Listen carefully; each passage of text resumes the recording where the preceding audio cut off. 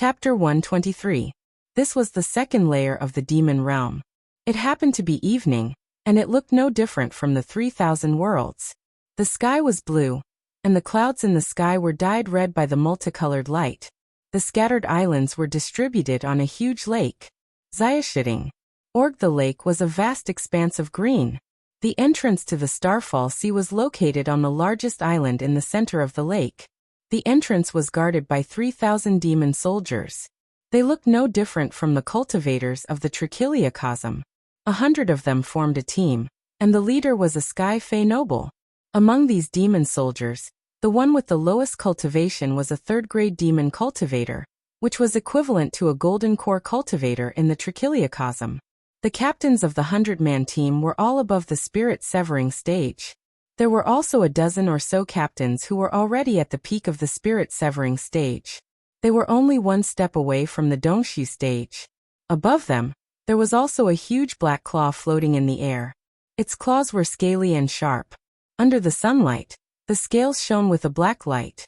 Light overflowed, completely sealing off the entrance to the Starfall Sea. The demon soldiers guarding this place seemed to be scattered.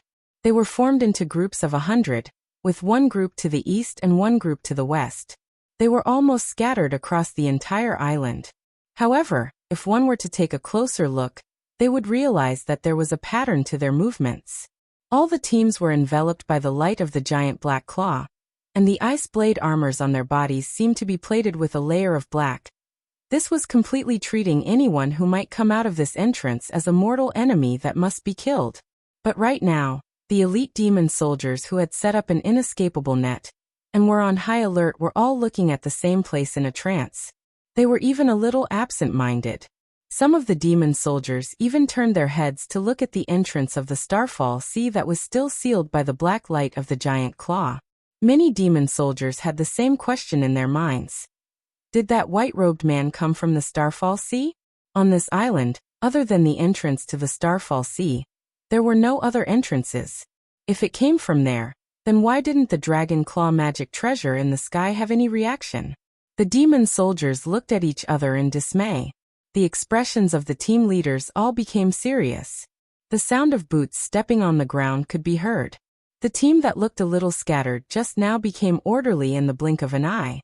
The captains of the 100-man teams quickly walked to the front of the team. There were 3,000 demon soldiers and a total of 30 captains. They all wore black robes that were tied at their waists. On the left shoulder of their robes, there was a star embroidered in red thread. Then, a man in a crimson robe passed through the demon soldiers and came to the front. With a wave of his hand, all the demon soldiers obeyed and raised their weapons. Those squad leaders simply called out their primordial spirits. The white-robed man stood in front of the crowd with his hands behind his back. His gaze swept across the essence spirits. He seemed to have thought of something, and a faint smile appeared in his eyes. Did your excellency come out from the Starfall Sea? The commander of the demon soldiers, the demon cultivator in a red robe, raised his head slightly to look at the white-robed man and asked coldly, "Are you asking me?" The white-robed man stood with his hands behind his back. The smile in his eyes had long since disappeared as he looked indifferently at the commander of the demon soldiers. 6th rank, 1st realm. His gaze swept across the other party's lapel, and his gaze swept across the embroidered red star. Crimson Star Army? Who exactly are you? The demon commander's gaze turned cold as a halberd appeared in his hand. Sikongjian? The white-robed man still stood with his hands behind his back and glanced indifferently at the halberd in the other party's hand. The halberd shone with a cold light, and it also flashed with a black light. It looked exceptionally demonic. He actually gave you the ink frost claw. The white-robed man's lips curled up as he spoke indifferently.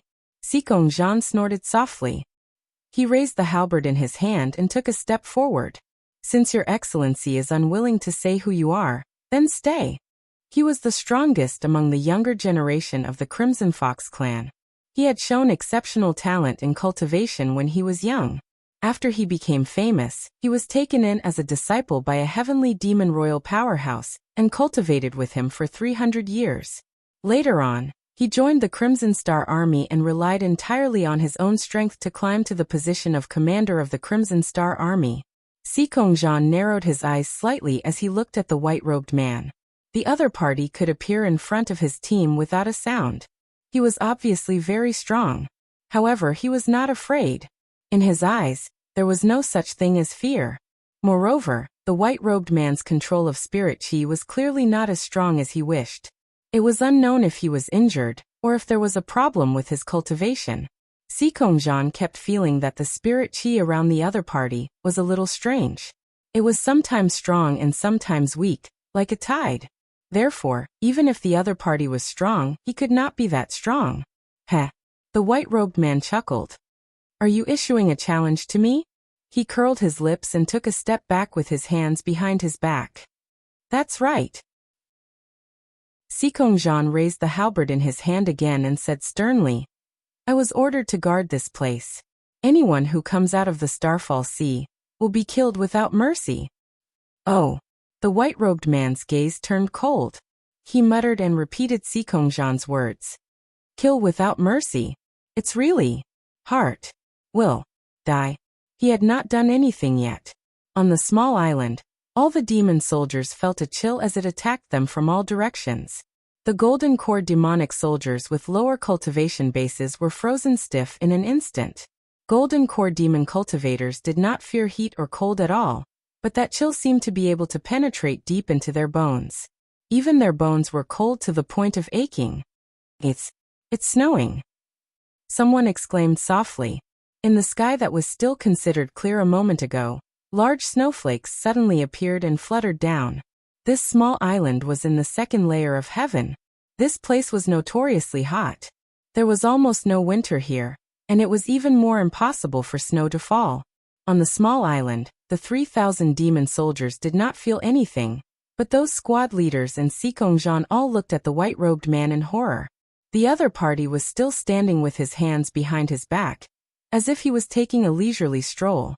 Besides his slightly cold expression, there was no change from before. However, when the other party was angry, snow fell from the clear sky.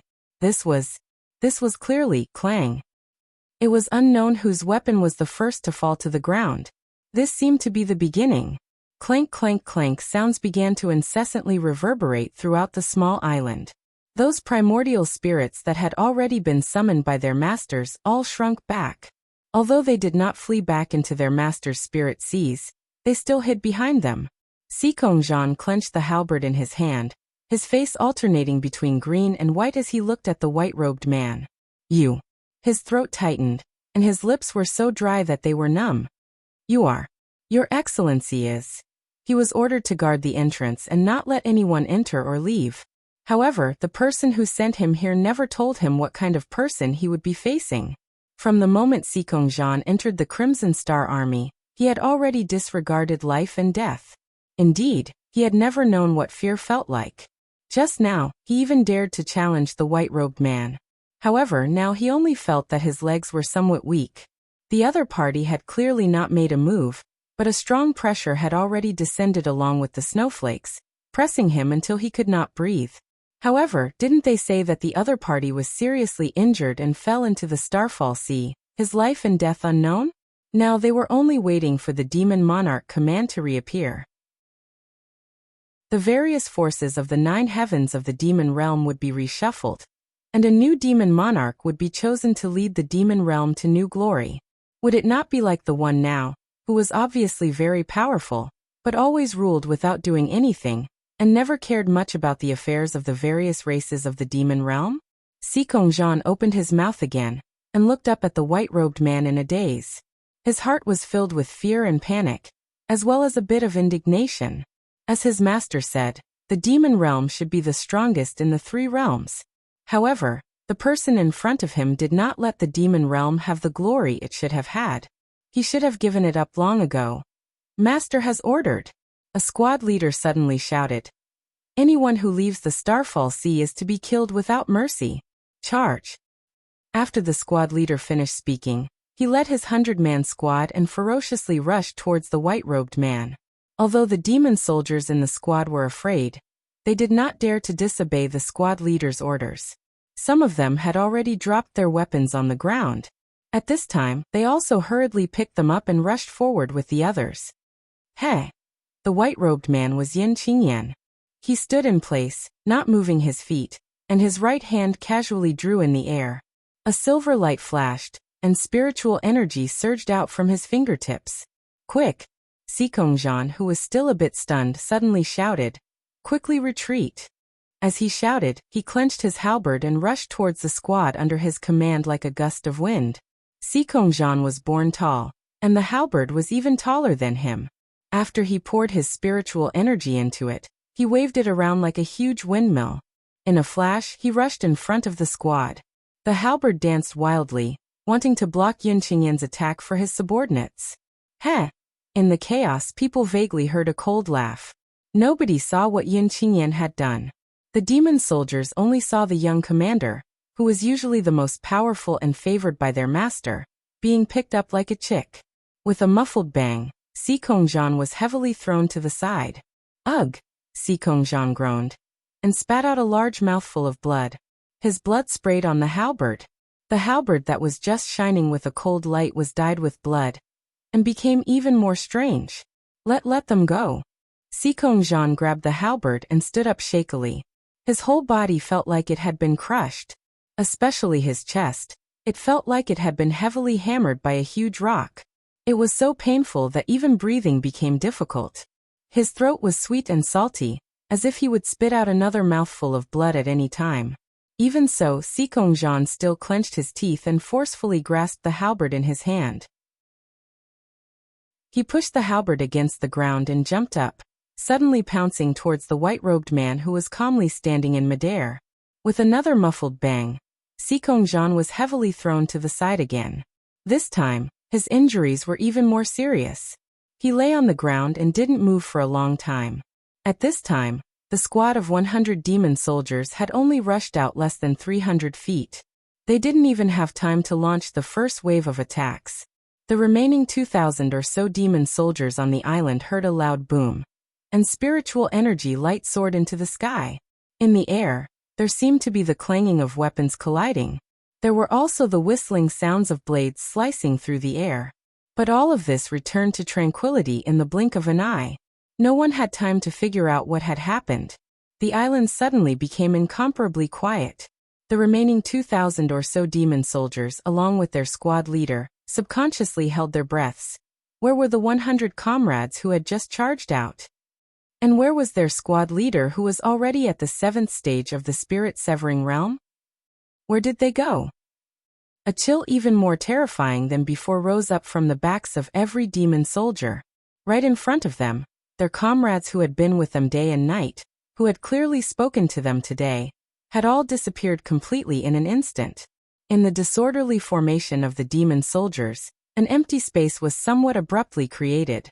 The huge black claw in the sky finally reacted a little. Yin Qingyan raised his eyes and glanced at the black frost claw. His slender fingers quickly streaked through the air, and an elaborate formation instantly pounced on the huge black claw. "Seal," he softly rebuked. The huge claw seemed somewhat unwilling, but the formation suddenly turned into countless spiritual energy ropes, sealing it in the air. You are you." Lying on the ground, Xikongzhan's teeth lightly chattered twice, and he raised his head with difficulty. He was originally quite handsome, and he had always been quite popular with the female cultivators of the demon realm. At this moment, his handsome face was mixed with blood and mud. His originally tied-up hair was messy and stained with a lot of dust.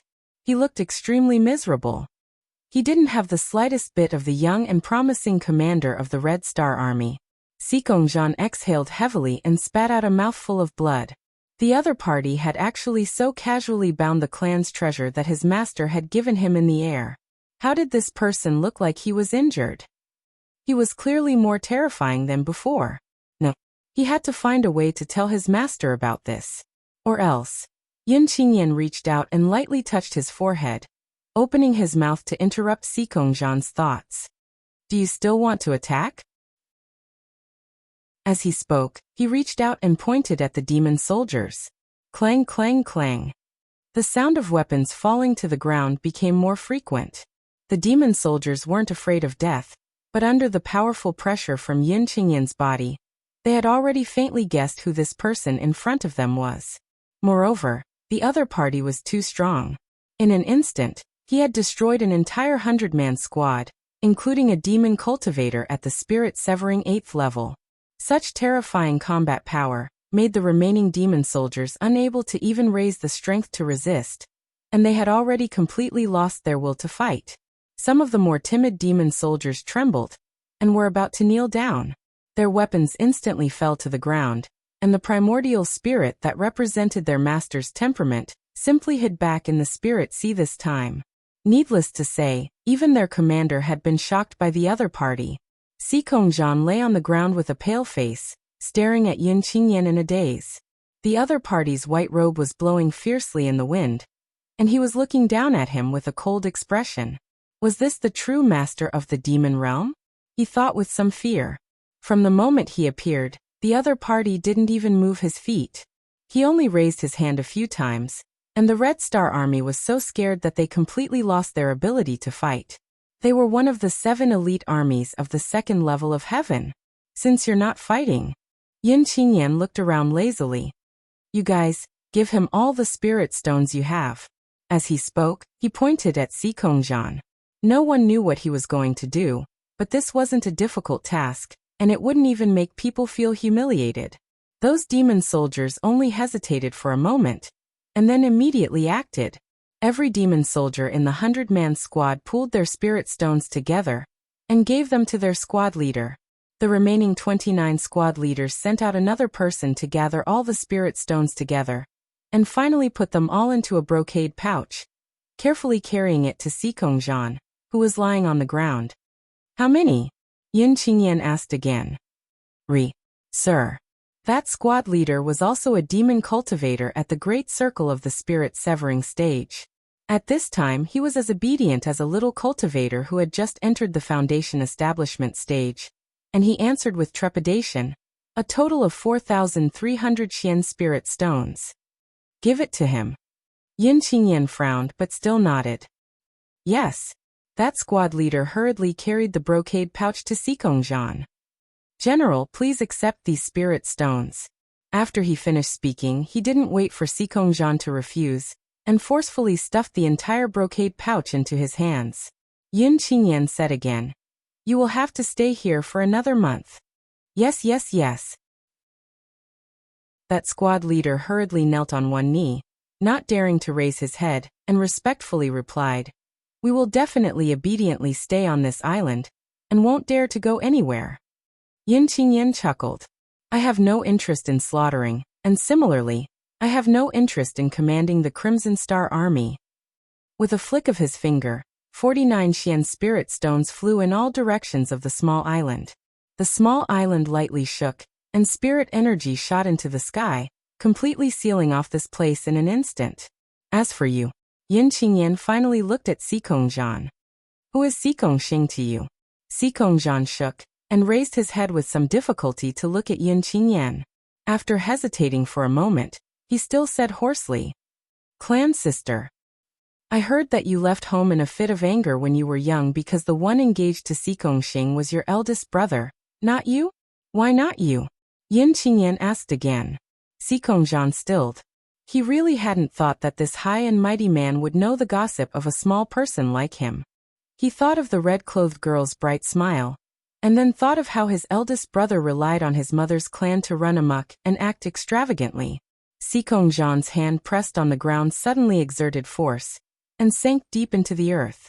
He was seriously injured now, and although he wasn't dead yet, it was only because the other had been merciful and didn't want to take his life. Only he knew that his spirit sea had been shattered, and even with starlight, it would be difficult to repair it. From now on, it would be difficult for his cultivation to improve, and it was hard to say if he could even maintain his current realm. In the past, he had great ambitions, and thought that one day he would be stronger than his half-brother. In the future, he would definitely break this engagement, and not let his clan sister fall into the hands of his elder brother. That would be difficult to realize. You have a righteous nature, and you are a rare genius of the Crimson Fox clan. I will give you a chance. After Yin Qingyan finished speaking, he waved his sleeve again. In the sky, The inky frost claw that he had sealed suddenly shook, and a roar that seemed to come from ancient times came from the giant claw. Yun Qingyan only raised his head and glanced indifferently at the giant claw. Then he casually turned around and walked toward the wider sky. Where is the general? On the small island, the demon soldiers who finally relaxed after Yun Qingyan's figure disappeared completely suddenly looked at each other. Their general, who had been so badly injured, had actually disappeared. Was he thrown into the Starfall Sea? Someone murmured. It seems so. Another person looked at the place where Sikongzhan had been lying. There was still a puddle of blood mixed with the earth, and there were also traces left by Sikongzhan's hand. That person. A demon soldier stood in front of his squad leader, and quietly looked at the place where Yun Qingyan had disappeared. The other party had clearly left, but he still didn't dare to look at that place. It was as if the white-robed man would return and reappear in front of them if they stared for too long. That person who is... Shut up! Before the demon soldier could finish his words, he was sternly scolded by his squad leader. You are forbidden to mention this person, even behind his back. After he finished speaking, he sighed heavily and said with some melancholy, I'm afraid the demon realm is about to undergo a great change. Yes, yes, yes. The demon soldier responded repeatedly. He paused and asked again, but that person, why did he take all of our spirit stones? These demon soldiers didn't have a high income, but in front of Yun Qingyan, they didn't dare to hide a single spirit stone. They could only take it all out. You're still in the mood to care about spirit stones. You should be happy that you got your life back. Idiot. The squad leader was so angry that he knocked his subordinate's head heavily. Silence reigned on the small island. The setting sun sank below the horizon with the last touch of sunset. The stars slowly peeked out, and starlight sprinkled down, covering the entire demon realm. Everything seemed to be no different from normal. However, some people knew that some things had changed. In the Starfall Sea, on a hill not far from the forest that absorbed spiritual power, Sikongxing was anxiously pacing back and forth. Xingxing. Su Junmo was dizzy from her pacing. Can you sit down and wait quietly? I can't calm down. Sikongxing stomped her feet. I'm so worried, I'm super worried. She jumped in front of Su Junmo as she spoke. We shouldn't have let Meng Qi take the risk alone. I'm really worried. I'm going crazy. Instead of waiting here, it's better to go in with her. Regardless of life or death, at least I'll be happy. Sikongxing paused and muttered. After the enchantment in the apricot forest, I clearly swore that I would never let Meng Qi take the risk alone again. What's that? Chu Tianfeng, who had chosen a place where he could almost see the entire forest, stared unblinkingly in the direction of the forest. He suddenly asked, Did you see that just now? Something seemed to have fallen into the forest. Xiuzha, Qin Xiuma, who was standing next to him, said, It fell into the middle of the forest. Heavens! Sikongxing hurriedly ran to the two and looked at the forest with them. A person suddenly falling in, will it affect Meng Qi? The forest was already very strange. Such a big movement. Would it really affect Meng Qi? Everyone became serious and turned to look at Xue Qingxian. Meng Qi is fine now. Xue Qingxian opened his palm, and there was a small piece of green jade in his palm. The green jade was half in the shape of the 8 trigrams, and the other half was in Meng Qi's hand. That was a treasure passed down from their Xue family 10,000 years ago. If the two each held half, they could sense each other's presence. This talisman was more powerful than the talisman he and Xue Jinwen used to communicate with each other. When necessary, Xue Jinwen could even use it to send herself directly to Meng Qi's side. Sikongxing had just released a breath and then became nervous again. Then the person who fell in, is he an enemy or a Xiuzha? Did he fall in himself? Or did he go in on purpose? Is he very strong? Too fast and too far? Qin Xiuma shook his head. I can't sense the other's cultivation. His hand that was hanging at his side clenched, and his life bond sword swayed lightly. His tone sounded calm, but the sword had already betrayed its master's feelings. Do you have to be so shocked? Only Ji Wujiong was sitting comfortably against a large rock. Meng Qi is not so weak. He raised the corner of his lips and smiled lazily. This girl is smart, she won't die so easily. Also, when he said this, he suddenly closed his mouth and did not continue. Also what? Xing could not help but ask.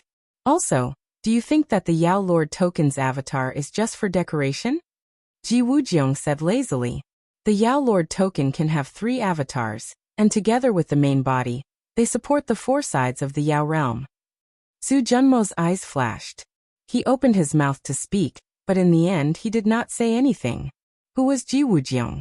He could summon the spiritual body of the heavenly demon phoenix, and he knew a lot of secrets of the Yao realm. But he had never heard that the heavenly demon phoenix clan had such an heir.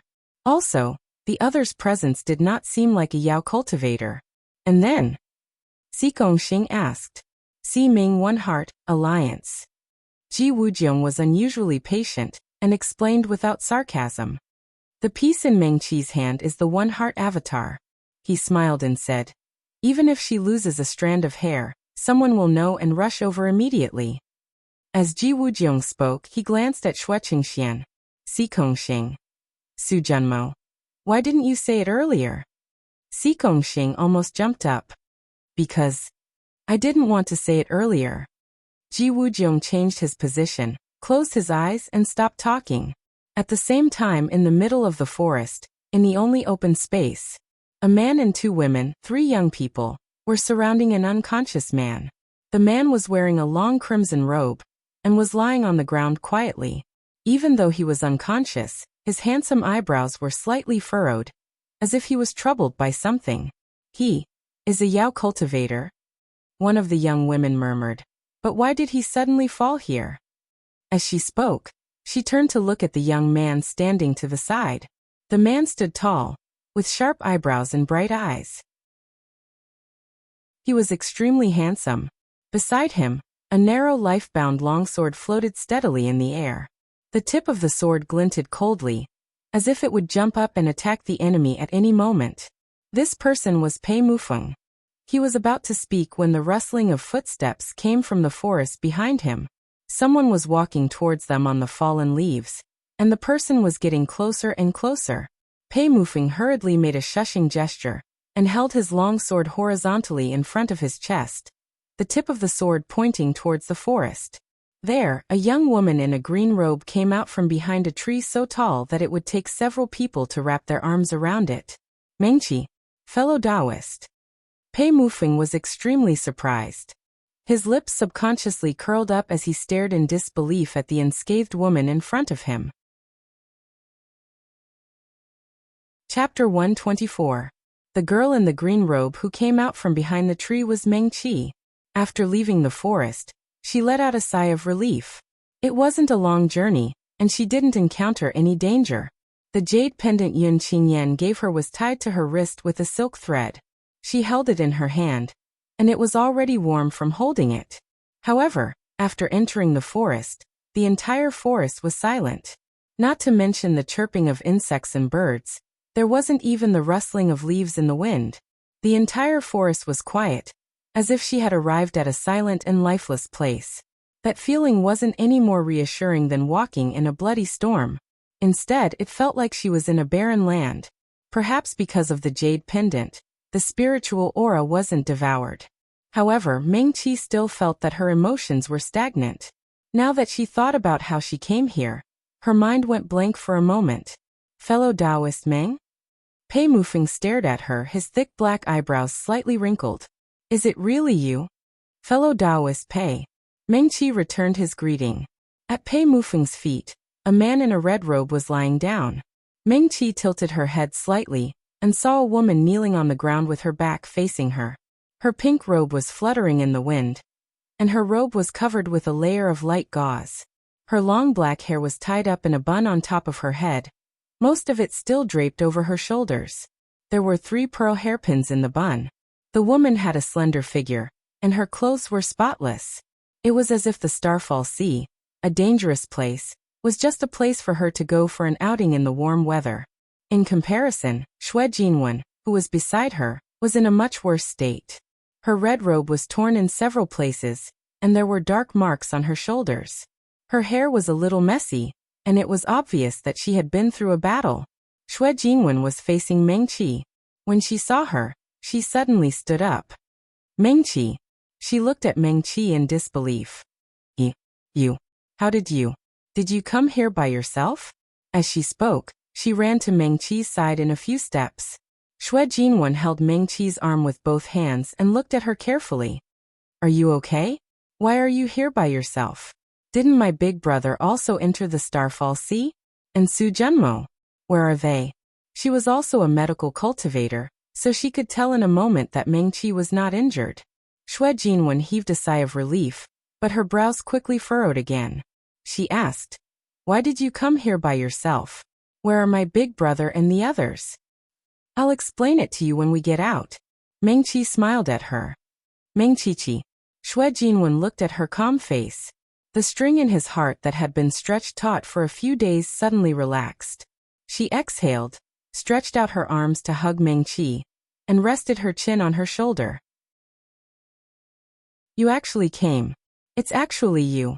Xue Jinwen rarely spoke incoherently like this. She was the third young lady of the Xue family, the bright woman who always smiled charmingly and gently when Meng Qi first met her. She was the third young lady of the Xue family who was not favored at home, who was not as talented as her brother and sister, who was always ignored by the elders and ostracized by her peers. She was the third young lady of the Xue family, who could decisively choose to go to the outland and choose a free and peaceful world for herself. She was also the Xue Jinwen who could decisively leave the Wind Alliance and the Xue family after making up her mind. Most of the time she was elegant, calm and charming. From the first day Meng Qi met Xue Jinwen, even if she left the Xue family, even if she was no longer the third young lady of the Xue family, she had never seen her without a smile on her face. However, now that Xue Jinwen stood up, she realized that the hem of her red dress was tattered, and there were large dark stains on the hem of her dress. As he got closer, Meng Qi could smell the thick stench of blood on his body. Are you hurt? Meng Qi asked. I'm fine. Xue Jinwen hugged Meng Qi tightly, and gently closed her eyes. She quickly let go of her, and her smile returned to her face. She smiled sweetly and said, when I first entered the Starfall Sea, I suffered a small injury, but it's fine now. After she finished speaking, she turned to look at Pei Mufeng. Fortunately, I met Pavilion Master Pei. Otherwise, I'm afraid there would be nothing left of me now. What happened? Meng Qi was puzzled. Why did you enter the Starfall Sea alone? Ha! Xue Jinwen laughed softly. Her laughter was filled with sarcasm. She ran her fingers through her hair, and a cold look flashed across her eyes. My cultivation level is not high enough. Brother Su and the rest entered the Starfall Sea to look for you.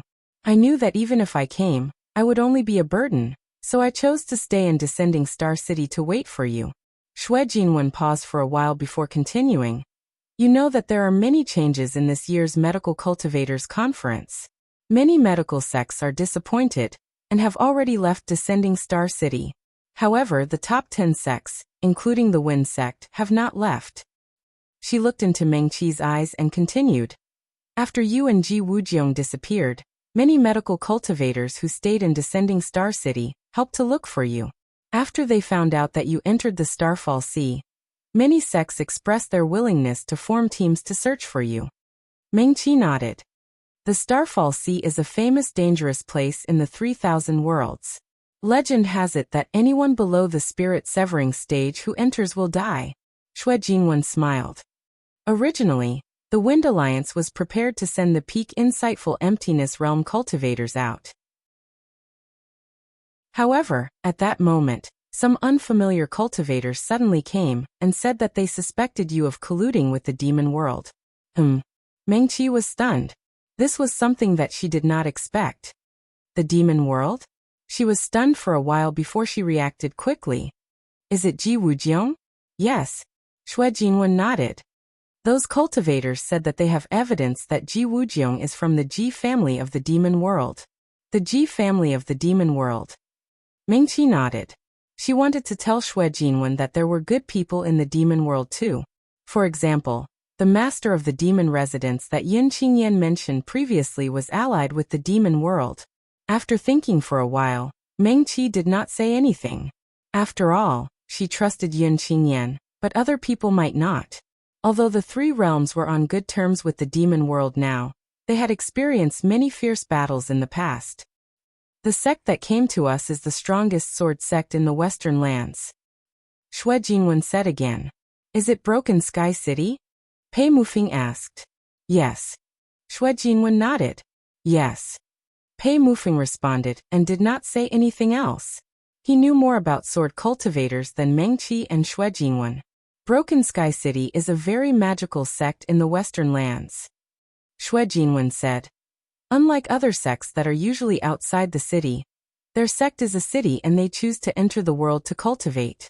This time, there are disciples from Broken Sky City who participated in the barrier trial this time and luckily survived to the end.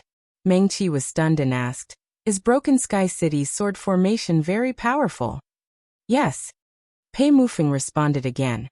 If the disciples of Broken Sky City fight alone, their combat power is not strong. However, if they attack together, the sword formation will sweep across the three realms, and they will have the power to fight. I see. Meng Qi nodded. She could roughly guess who these people were.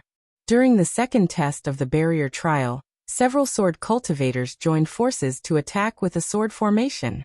It was indeed very powerful. Was it them? Broken Sky City came to us and said that they suspected you of colluding with demonic cultivators, Xue Jinwen said. The Medical Cultivators Dharma Assembly Alliance quarreled and is now divided into three factions. One faction thinks that since you can pass the barrier trial and get the recognition of a powerful senior, it is impossible for you to betray the three realms.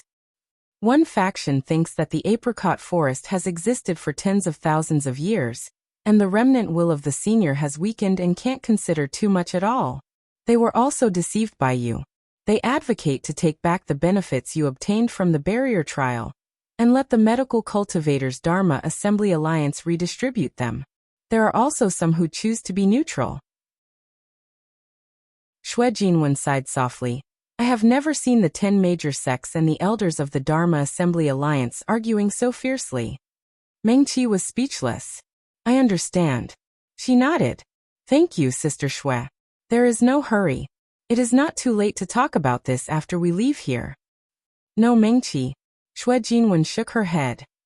This forest is very strange. No one knows what will happen next. I will tell you everything I know first.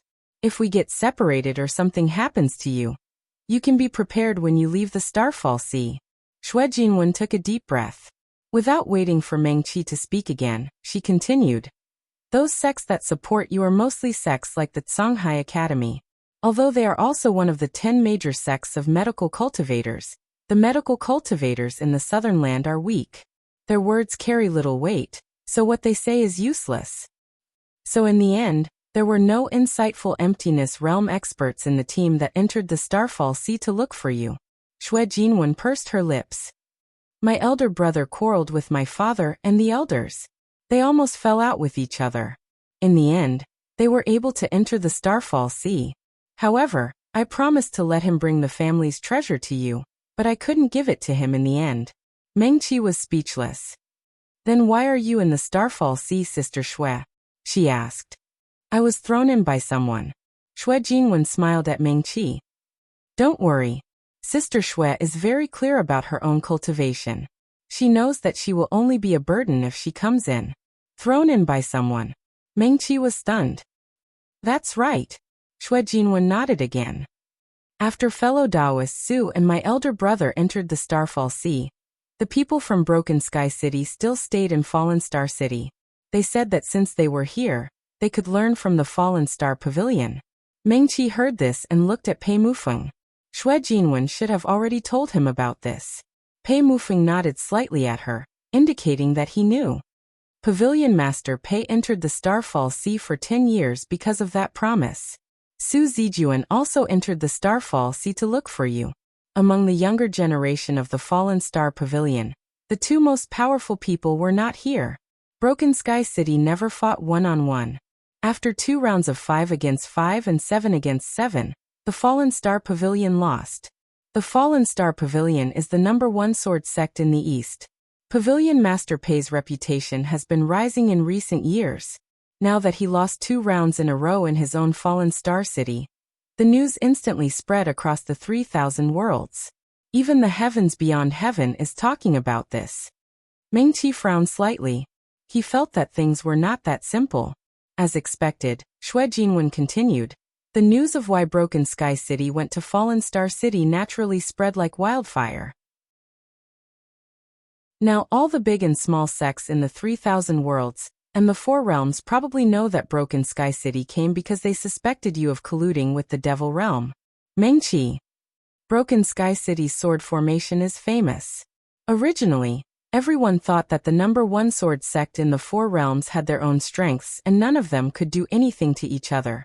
Now that Broken Sky City won 2 rounds in a row in the Fallen Star Pavilion's territory, they won with an absolute advantage.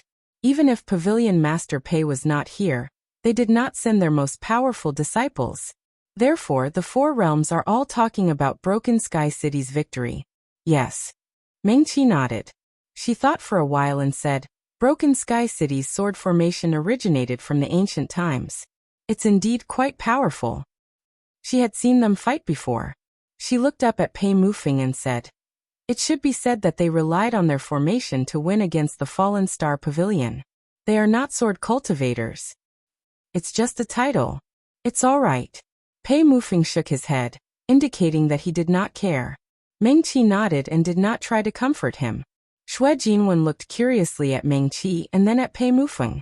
She felt that there was something strange between the two of them. They were not close. She felt that they had not known each other for long. However, what was going on between them? It was as if they had a telepathic connection, and no one else could interrupt them. Sister Xue, Ming-Chi said, please continue. Okay. Xue Jinwen nodded. Broken Sky City was in the limelight for a while. Their sword formation was even more famous. The sword formation cultivators that you mentioned earlier, this name that disappeared for 10,000 years, suddenly came back to the people's attention. I don't know where the rumors came from, but they said that you stole Broken Sky City's sword formation. The reason why they went to such lengths to find Fallen Star Pavilion was because they found out that you knew their unique sword formation during the grand tournament. They wanted to retrieve their lost item from you. I didn't steal it. Ming-Chi shook his head. Of course I know. Xue Jinwen reached out and pinched Ming-Chi's face. Your good friends are all in the Starfall Sea. There is no one to defend you at all. In addition, Broken Sky City showed evidence that Ji Wujiang was from the Devil Realm. Now the rumors in the Trichiliocosm are getting more and more intense. Some people are even saying that you stole Broken Sky City's sword formation to give it to Ji Wujiang to show your loyalty to the Devil Realm. She sighed softly. With a few things coming together, those medical cultivator sects that were originally neutral gradually changed sides and began to support the decision of the Alliance elders. They advocated to take away the benefits you obtained from the grand tournament first and make a decision after finding out the truth. After all, the Devil Realm has always been our mortal enemy, especially to medical cultivators. Thousands of years ago, they massacred 2 of the 12 major sections. None of the sects were spared and their inheritance was cut off. This has always been a thorn in the Alliance's heart. I understand. Ming-Chi nodded. Thank you, Sister Xue. She cupped her fists and bowed to Xue Jinwen. You don't have to do that. Xue Jinwen quickly reached out to support Ming-Chi. Actually, with my big brother and fellow Taoists around, you will know about this sooner or later. Now that it has spread throughout the Trichiliocosm, everyone in the heavens beyond heaven is talking about it. Ming-Chi. She hesitated. If it weren't for the danger in the Starfall Sea, I would advise you to stay here and not go out for the time being. No matter how arrogant they are, they won't dare to enter the Starfall Sea to look for people. Yes. Ming-Chi nodded. Let's leave this forest first. As she spoke, she looked past the other party and looked at the pink-clothed woman who had been kneeling on the ground with her back facing her. Xue Jinwen could say these things in front of this person. On one hand, it had already spread throughout the Trichiliocosm, so there was nothing to hide. On the other hand, she probably trusted this pink-clothed woman. Ming-Chi thought for a moment and said, this forest is a little strange. It can absorb spirit qi. We found a way to come in, but only 3 people can go together at a time. So I came in by myself. Mengqi said and asked, "This is Mengqi." Xue Jinwen glanced at her and said softly, "That's Lu Qingran." Mengqi. Lu Qingran. When she suddenly heard this name, she was a little absent-minded, as if the last time they met was a lifetime ago. However, when she thought about it, it was actually not the case. Mengqi had seen her former senior sister in the apricot forest barrier. At that time, she was still with Ji Wujiang. Later, in the chaos, she was dragged into the barrier by Ji Wujiang. After that, she never saw Lu Qingran again. As soon as Xue Jinwen spoke, the pink-clothed woman who was kneeling there finally moved. Her body seemed to stiffen again, and then she slowly stood up. Junior sister Mengqi. Lu Qingran turned around. Even since Cool Breeze Valley, they had been experiencing all kinds of changes. Lu Qingran still looked incomparably beautiful. Her skin was fair and delicate. 3 exquisite pearl hairpins were inserted into her hair bun diagonally. The bright and lovely pearls hung down, making her black hair look even more like clouds. 2 finger-sized pearls hung on her small earlobes. They were round and exuded a soft light. At first glance, one could tell that they were not ordinary. Cool Breeze Valley is a thing of the past. Mengqi returned a salute and said politely, "I don't deserve to be called junior sister. Fellow Taoist Lu, long time no see." Lu Qingran's face turned crimson. She opened her mouth and quickly glanced at Mengqi, murmuring, "Master Meng. Fellow Taoist Meng." It seemed that calling Mengqi fellow Taoist Mengqi made her very uncomfortable. Lu Qingran's face turned even redder. She paused a bit awkwardly, then murmured, "I know that person is Ji Wujiang. He's not a good person. He must have coerced you. I also told the elders of the alliance. Earlier Lu Qingran blushed when she said this. She quickly turned her head, not daring to meet Mengqi's clear eyes. Lu Qingran took a deep breath, trying to calm herself down a bit. Then she continued, "But the elders didn't believe me, because they said." Her voice became lower and lower, but she still said, "At the end of that day, too many people saw that you clearly could have left by yourself, but you would rather stay and live and die with him. So they didn't believe me. Master Meng." "No. Fellow Taoist Meng, I really did explain. And I also told Shizuan that Ji Wujiang is really very scary and very strong. Ordinary cultivators can't resist at all when they fall into his hands. Fellow Taoist Lu Qingran's medical talent is pretty good. She's already become a disciple of the Murong clan," Xue Jinwen explained. Mengqi nodded. "Congratulations, fellow Taoist Lu. No. Shizuan just pitied me for being alone and having suffered a lot." Lu Qingran's face turned slightly red again. Mengqi frowned. She really didn't want to have anything to do with Lu Qingran anymore. Her gaze went past Lu Qingran and looked at the unconscious man lying on the ground. "This is..." She turned her head and asked Xue Jinwen. "I don't know him either." Xue Jinwen shook her head. "He's injured and his injuries aren't light." Lu Qingran hurriedly said. "His spiritual ocean was shaken, and there are already cracks on it. If we don't treat him in time, I'm afraid he'll be in danger. Meng. Fellow Taoist Meng, can you save him?" Lu Qingran had already formed her gold core, and she was a few small realms lower than Mengqi. However, her medical skills and cultivation weren't as good as Mengqi's. She was now a whole realm lower than her, and she was only at the 3rd stage. Mengqi glanced at Lu Qingran and quickly walked over. The man was lying quietly on the ground. His lips were dry, and dark brown blood stains that had already solidified could be seen. She didn't know this person either. Mengqi glanced at him, and was sure that she hadn't seen this person before she died in her previous life. The other party was wearing a long crimson robe. He looked quite young and handsome. Even though his eyes were closed, his face was still a bit pale. However, one could still see his heroic spirit from his slanted, sword-like eyebrows. The long robe he was wearing also looked a bit different from what cultivators usually wore. There were black scale-like shoulder pads on his shoulders, which wrapped around his shoulders and upper arms. A black belt, which also seemed to be made of black scales, was tied around his waist. Mengqi tilted her head slightly and glanced at Lu Qingran, who had a worried expression on her face. Was he another one of Lu Qingran's suitors? She pondered for a moment, then half knelt down and pressed her fingers on the other party's wrist. Meng Qi's fingertips flashed with spiritual aura and entered the other party's body. A demonic cultivator? He's indeed a demonic cultivator. Lu Qingran stammered, her cheeks turning red again. Oh. Meng Qi responded casually. His spiritual ocean was shaken. Not only did cracks appear in his spiritual ocean, but even his meridians were injured. His meridians were broken inch by inch, but they were very neat. The person who injured him was obviously much stronger than the man in the crimson robe, so he couldn't fight back at all. However, the person who injured him was obviously merciful. Otherwise, his spiritual ocean would have been shattered, his meridians severed, and his body would have died. This strange demonic cultivator should already be an insightful emptiness realm cultivator. He could actually injure an insightful emptiness realm cultivator to this extent without being able to fight back. How powerful was the person who attacked him? How is it? Seeing Meng Qi withdraw her hand, Lu Qingran hurriedly asked. Meng Qi frowned slightly. He's an insightful emptiness realm demonic cultivator.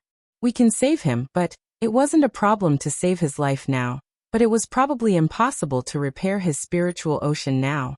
Ji Wujiang had a big piece of starlight. Once they left the forest, they could think of a way to ask him to help save him. Before Meng Qi could say anything else, Lu Qingran said somewhat anxiously, But even if he's a demonic cultivator, we can't just leave him to die. Junior Martial Sister Meng. Fellow Taoist Meng. I beg you to save him, okay? She said again. If he's seriously injured and stays here alone, he'll definitely die. Meng Qi's eyes flickered slightly, and she looked up at Lu Qingran. There were some things that she really wanted to forget. Now that she saw Lu Qingran's anxious and worried face, all the grievances, love, and hatred from her previous life surged into her heart. Oh. Meng Qi's tone was indifferent, and her gaze was much more indifferent than before. We can save him, she said, but I'll take spirit stones. Ha! Lu Qingran was stunned. She stared blankly at Meng Qi's elegant little face. After they parted ways in Cool Breeze Valley, she would occasionally hear news about her. Especially when they met again in Descending Star City, during the Apricot Forest competition, Meng Qi shone brightly, and her name spread throughout the world. At that time, Lu Qingran was also in the crowd, looking up at Meng Qi with them. She could hear everyone around her talking about Meng Qi. She saw that they were also trying to save Meng Qi. She also constantly heard people saying that the young medical cultivator who was speaking and was very anxious to save him was a very powerful direct disciple of a large sect that Lu Qingran didn't even dare to think about. If all of these were nothing, then later, Lu Qingran even saw with her own eyes that cruel and indifferent Ji Wujiang, who had never compromised or given in to her in the slightest. He actually smiled at Meng Qi like that. Even when Meng Qi said that he owed her money, he just smiled and said, "Got it." During the competition that day, Ji Wujiang summoned an incomparably beautiful and powerful battle spirit. It was said that it was a heavenly demon phoenix. That scene made the entire Apricot Forest silent. Countless people watched helplessly. The black-robed man stood tall, and wherever the pitch-black narrow saber in his hand pointed, it was tyrannical and domineering enough to shock the three realms. Meng Qi, who was dressed in a green robe and looked slender and frail, was standing next to him. The two of them actually looked a little compatible. This was not Lu Qingran's own thoughts. Many people in the Apricot Forest were talking about it. Meng Qi never left Ji Wujiang, and Ji Wujiang proudly fought for her. There was probably a relationship between the two of them. Although half of Ji Wujiang's face was injured, no one was blind. However, no one was blind. His undamaged face was better looking than most male cultivators, even in the cultivation world where there was no shortage of beauties. Lu Qingran couldn't remember what she was thinking at that time. She just watched this scene quietly, because she had been looking up for too long. Even her neck was a little sore. Then she quietly listened to the discussions around her. She even heard a female cultivator say, although it was very dangerous, to be able to fight side by side with a powerhouse like Ji Wujiang, to be able to pass the competition's barrier, and to be able to obtain Senior Lin Yan's recognition, I feel that my life is not in vain. Even if I die, I have no regrets. Bikesh. CC too many things happen later. Lu Qingran obtained the favor of the Morong family, one of the 4 major families of the Wind Alliance, and entered the Morong family. She met 2 of her former fellow disciples of the Cool Breeze Valley, and they were extremely envious of her. Lu Qingran didn't think much about what happened at the Medical Cultivator Conference. But now, she looked at Meng Qi's familiar face and looked at her slender waist in her green robe. She heard her say, "I want to collect spirit stones." Lu Qingran was in a trance for a moment. Memories flooded her, making her feel a little helpless for a moment. Just like that day in the apricot forest, when she stood in the crowd listening and watching, she found that everyone's focus had turned to Meng Qi. Even Li Che, the young cultivator who rushed out for her in the beginning and wanted to save her from Ji Wujiong's hands, had a burning gaze in his eyes. All that was left in his eyes was Meng Qi and the competition's barrier in the sky. Lu Qingran swallowed her saliva in a trance. She suddenly rummaged through her storage bag in a fluster. "I only have a few dozen spirit stones." Lu Qingran suddenly remembered that she seemed to have heard someone say that day that Meng Qi always paid with 8th grade or 9th grade spirit stones, and even mystic spirit stones. She only had a few dozen 4th grade or 5th grade spirit stones, so she definitely didn't want them. After all, when they were still in the Cool Breeze Valley, Junior Marshal Sister Meng had already asked for 9th grade spirit stones. Lu Qingran blushed and quickly said, "How many spirit stones do you want? I can write an IOU first. When we leave the Starfall Sea, I'll definitely find a way to pay you back." As soon as she finished speaking, the man lying on the ground suddenly groaned. A cough cough.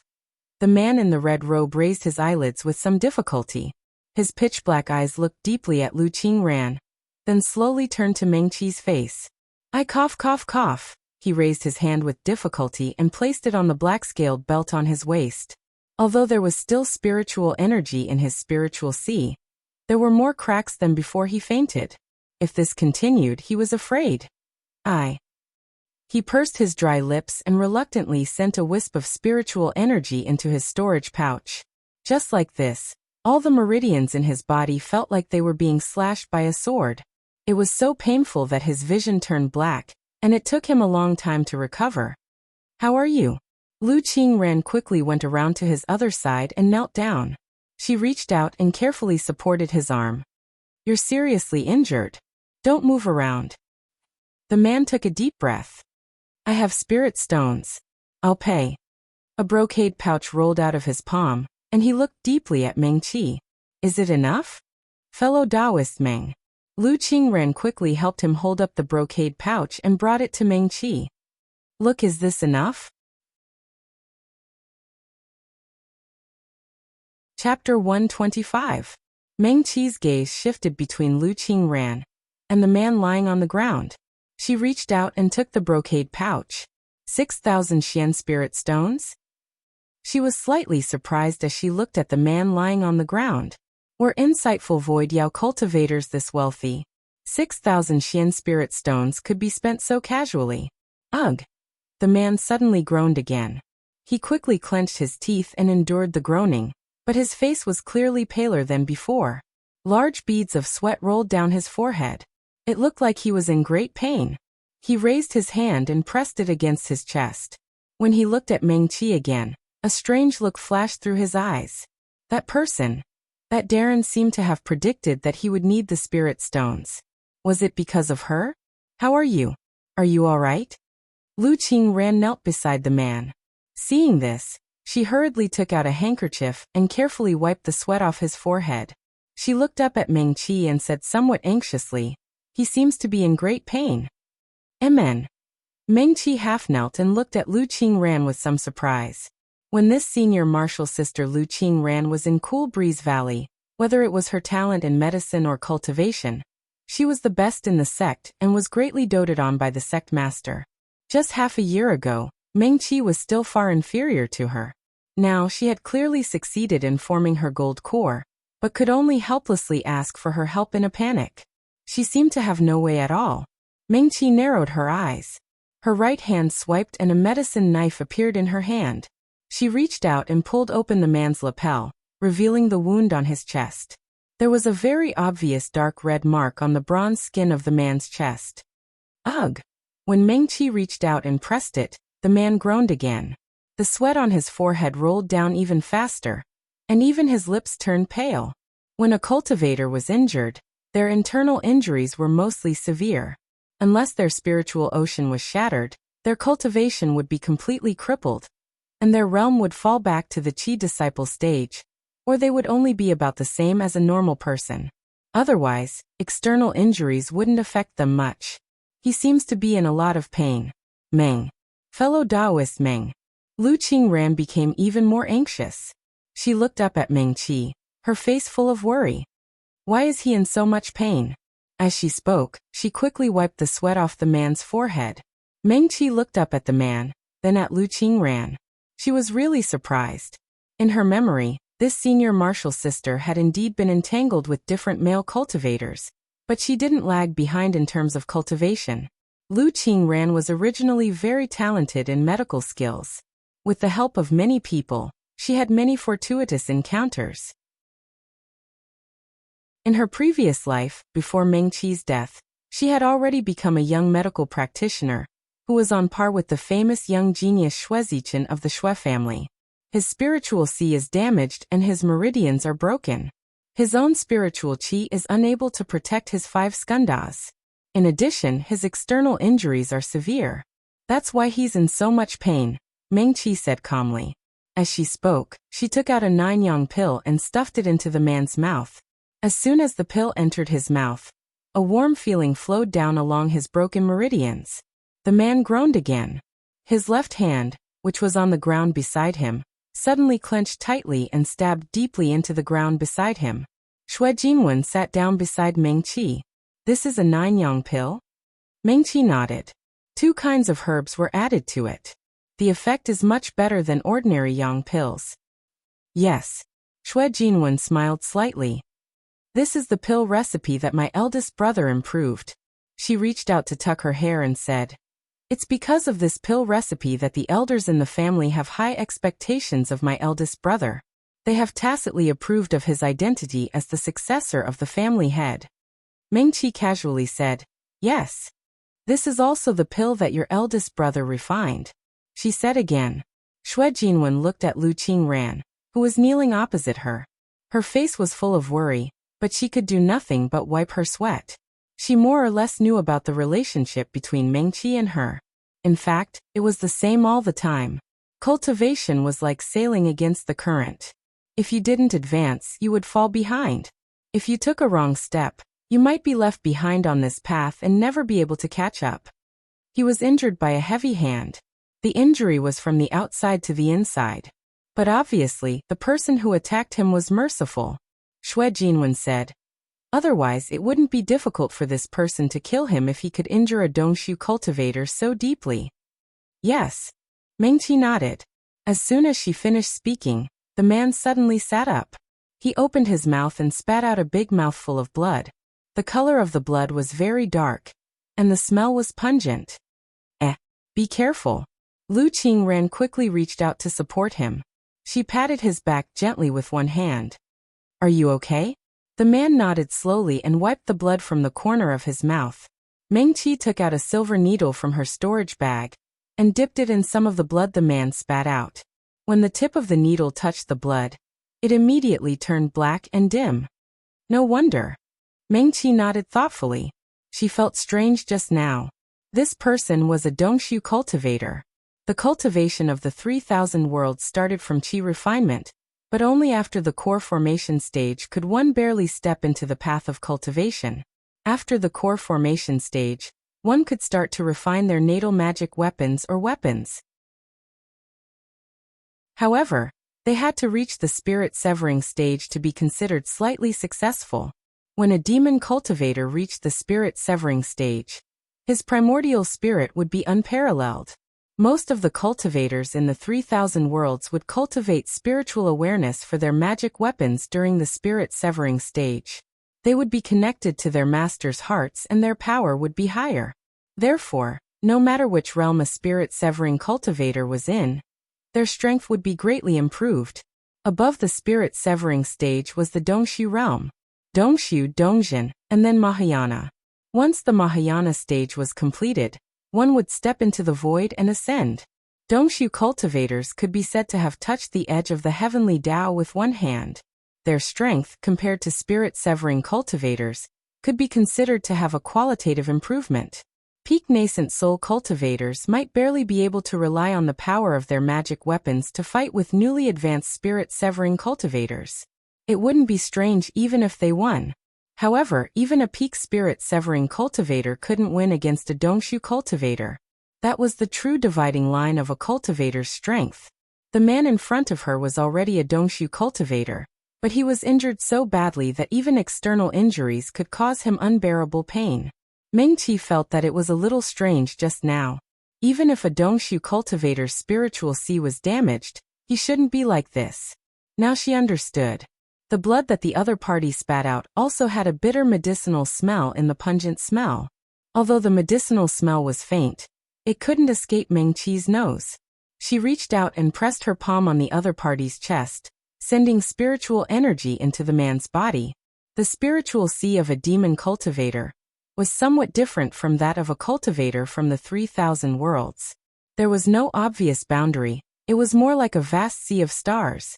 The man's inner core floated above the starry sky, and the shadow of the stars was reflected above the spiritual sea. A small red, fluffy ball floated in the air, hiding in a ball of bubbles, looking exceptionally cute. Meng Qi looked at it with rapt attention. Red foxes and white foxes were the same, and their tails represented the cultivator's rank. Although the small fluffy red fox's primordial spirit was curled into a ball, there were only 5 tails. There were indeed 5 tails. Meng Qi withdrew her hand. Although she had already guessed it, she was still a little surprised. She looked at the man calmly. He wasn't really a Dongshu cultivator. Instead, he used medicine to forcibly raise his cultivation from the peak spirit-severing cultivator to the Dongshu cultivator. However, if he was careless, he would go crazy and have no hope of really advancing to the Dongshu cultivator.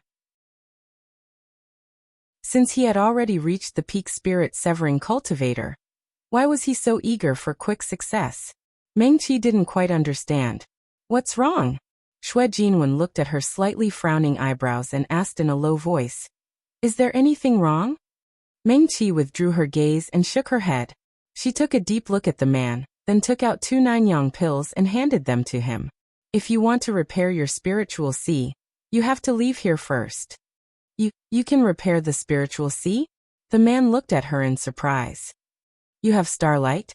We have companions, but I'm not sure if he's willing to let you use it, Meng Qi said and glanced at Lu Qingran again. The man nodded, silently took the pills, and stuffed them into his mouth. He asked, Can we go now? Meng. Fellow Taoist Meng, he's so badly injured. Let's let him rest for a while, Lu Qingran said quickly. Meng Qi was speechless. She was a little confused. Once the extravasated blood was gone, the man should have no problem walking. This forest was very strange. It would be dangerous to stay in it for even a moment. Can we go now? Meng Qi didn't care about Lu Qingran, and lowered her head to ask the man. Yes. The man pressed his hand to his chest, then slowly stood up with his left hand on the ground. He was very tall. Pei Mufeng was considered tall among male cultivators. The man was about the same height as him when he stood. His facial features were deep, and he was quite handsome. Although his crimson robe was stained with some mud, and his expression was a little dim and haggard, he still looked very handsome as he stood there with his slender and straight figure. Lu Qingran quickly stepped forward and naturally held him. Be careful. Thank you. The man nodded slightly at her, and pulled his arm out of her hand. Meng Qi glanced at the two of them, then turned to Pei Mufeng and Xue Jinwen and said, I can only take 2 people out at a time, so we have to leave here in 2 separate trips. Why? Before Xue Jinwen could speak, Lu Qingran hurriedly asked. This forest is very strange. It can suck away all things, including the Ling energy of Xiuzha. Meng Qi explained. We have found a way to pass through the forest, but those 2 must travel with me. What way? Lu Qingran hurriedly asked. Mengqi looked hesitantly at the people. Xue Jinwen and Pei Mufing could be trusted. What about Lu Qingran and this unfamiliar man in crimson robes? Anyways, since I can come in, I can take you out. Mengqi thought and then said, everything can wait until we leave this place. As she spoke, she looked around her. This small clearing was almost in the middle of the forest. It was still daytime. The sunlight shone down and cast the shadows of the tall trees on the clearing. There was still no wind here, and no extra sounds. There were no sounds of insects or birds. There wasn't even a blade of grass on the clearing. There was something strange about this forest. Now there are 4 of you. Mengqi's gaze swept over Lu Qingran and the unfamiliar man. She hesitated for a moment. I will take Sister Xue and fellow Taoist Lu Qing ran out first. Okay. Xue Jinwen nodded. Ah. Lu Qing ran stilled. Then she raised her head slightly and looked at the man. But he hasn't recovered yet. If he stays here like this. Junior Sister Meng. No, fellow Taoist Meng, you take him out first. I can stay here. Lu Qingran smiled at Mengqi as she spoke. I have no problem. Mengqi. It's okay. The injured man in crimson robes was Sikong Zhan. He pressed his hand to his chest and forced himself to stand up straight. The pain that seemed to squeeze his soul out of his body had eased a lot. However, spiritual energy was still flowing out of his damaged spiritual sea cracks, making him feel weak all over. Even standing was a bit strenuous for him. Sikong Zhan's gaze swept over their faces. He had never left the demon realm in his life, so he didn't know these people. This should be the Starfall Sea, right?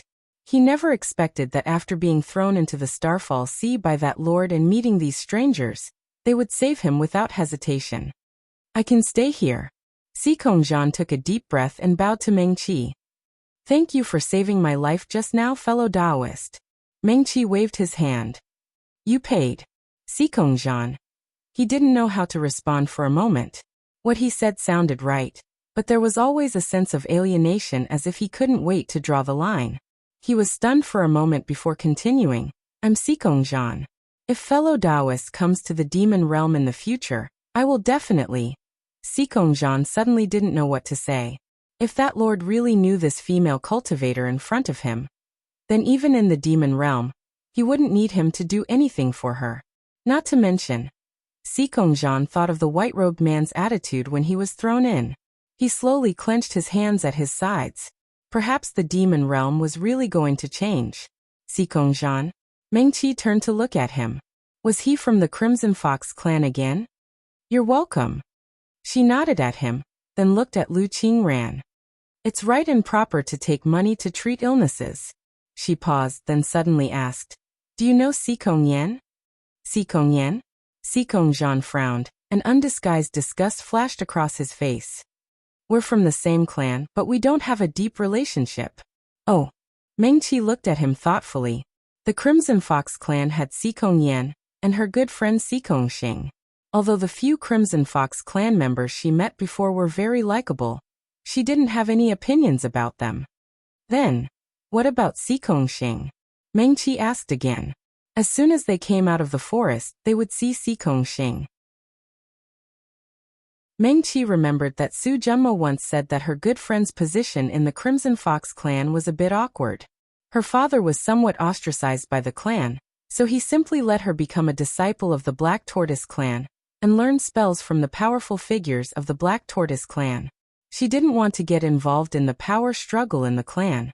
Sikong Xing herself also said that because of her valiant style, and because she saved many young female Yao cultivators, she offended many powerful disciples in the clan. She didn't know if this Sikong Zhan was also one of those people that Sikong Xing said bullied the weak. Sikong Xing? Sikong Zhan's originally pale face suddenly turned red. He was originally handsome, but after being injured, his face was pale and he looked a bit haggard. Now that his cheeks had color back, he looked a lot better than before. You know Sikong Xing? He even stuttered a bit when he spoke, and his somewhat dim eyes suddenly brightened. I heard that she went to the 3,000 worlds. Has fellow Taoist seen her? How is she now? May I ask where fellow Taoist met her? I know her. Mengqi nodded. Xue Jinwen smiled sweetly, and her gaze inadvertently swept over Lu Qingran. It's not too late to talk about these things later. Let's leave here first. Okay. Meng Qi reached out to hold Xue Jinwen's hand, and then reached out to Lu Qingran. Fellow Taoist Lu, let's go. But Lu Qingran still looked at Xikongzhan worriedly. He's so badly injured. How about we send him out first? I'll wait a bit longer. It's really okay. Up to you. Meng Qi didn't feel like talking to her. She looked at Pei Mufeng. Then I'll send them out first.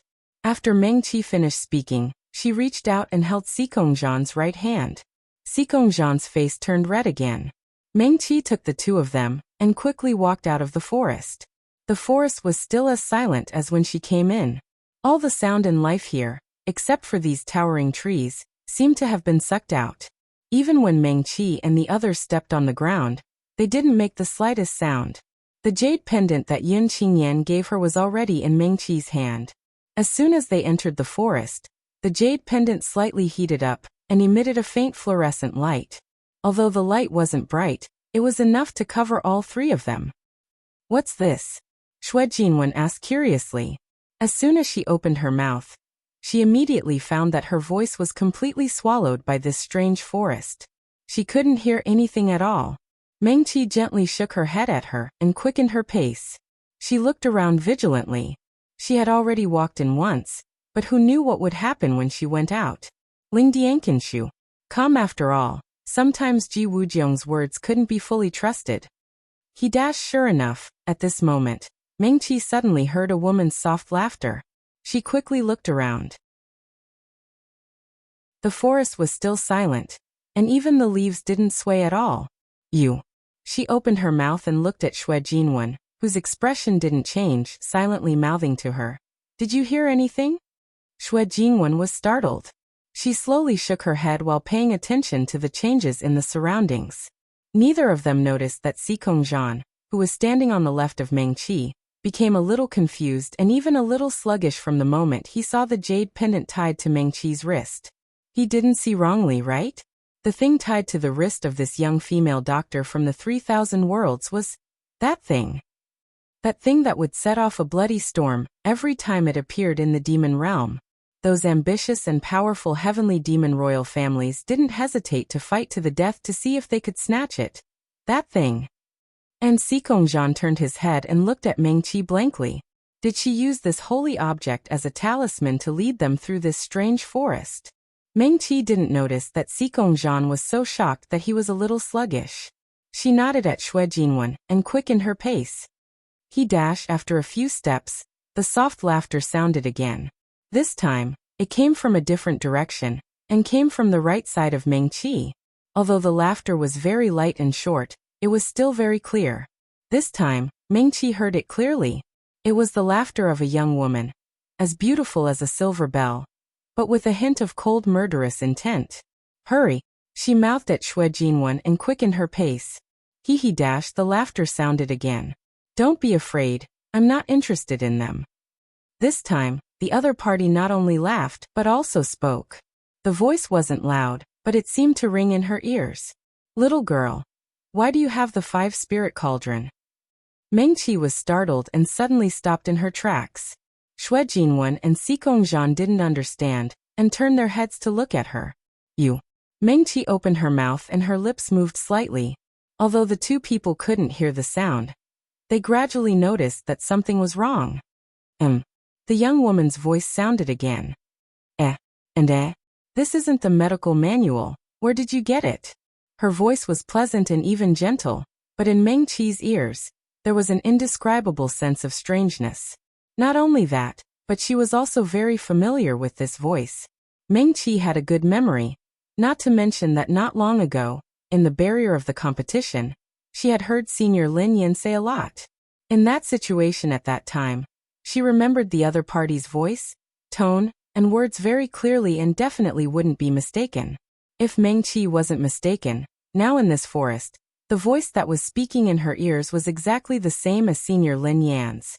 It was just that the voice sounded a little more demonic, and wasn't as gentle as it was in the barrier of the competition. It's actually the full volume of the medical manual. The voice sighed softly. You're really generous. Meng Qi suddenly felt a sharp pain in her spiritual sea, as if something sharp was piercing it. TSK. You're just a golden core kid, but you can also find Brahma sand and cultivate the 5-spirit cauldron to the first realm. What's engraved on it? Oh, the fire formation. You're not simple, kid. Meng Qi let out a soft cry. The tingling feeling became more and more obvious. Obviously because her spiritual sea was invaded by the other party's divine sense. But how did the other party do it? She could even look through the natal magic treasures in her spiritual sea. Meng Qi only felt her hair stand on end, and a chill ran down her spine. In this forest, who was the one who had the same voice as Senior Lin Yan, and could easily enter her spiritual sea? What did she want to do? Meng Qi suddenly pulled Xue Jinwen and Xue Jinwen, and quickly rushed out of the forest. Although this forest was strange, it wasn't very big. Even if they couldn't use Ling energy, as Xiuzha, they weren't slow. Meng Qi didn't care if she heard anything else. The three of them quickly rushing out of the forest. The light in front of them grew brighter and brighter. After rushing past several large trees, their eyes suddenly widened. Outside the forest, Xikong Xing, dressed in red, was standing just a step away from the forest and looking into the forest. Meng Qi. Her eyes suddenly lit up, and she suddenly raised her hand and waved. Sister Xue. Meng Qi sighed in relief. They didn't stop and rushed out of the forest in one breath before stopping. Meng Qi. Xikong Xing hurriedly came to greet her. It wasn't just her. Other than Ji Wujiang, the other members of the little team also came to greet her. You finally came out. Su Junmo sighed in relief. A gust of wind blew by, and he finally felt a chill run down his spine. Meng Qi hadn't been delayed for too long from going in to coming out. He was so nervous his clothes were drenched in sweat. If Meng Qi hadn't come out, he didn't know if he should use his death to atone for his crimes. Xikong Xing released Meng Qi and turned to look at Xikong Zhan. Didn't you say Pavilion Master Pei was inside? This isn't Pavilion Master Pei. You are Xikong Zhan. Meng Qi exhaled and turned to look at the forest. She pressed her lips together and said, Pavilion Master Pei is still inside. I have to go in again. Meng Qi. Chu Tianfeng couldn't stand it anymore. He strode in front of Meng Qi and reached out to her. Give me the thing. I'll go this time. Chu Tianfeng stared at Meng Qi without blinking. Don't worry. I'll return it to you when I come out. I won't take it for myself. He paused for a moment before continuing. I can swear on my soul. Chapter 126.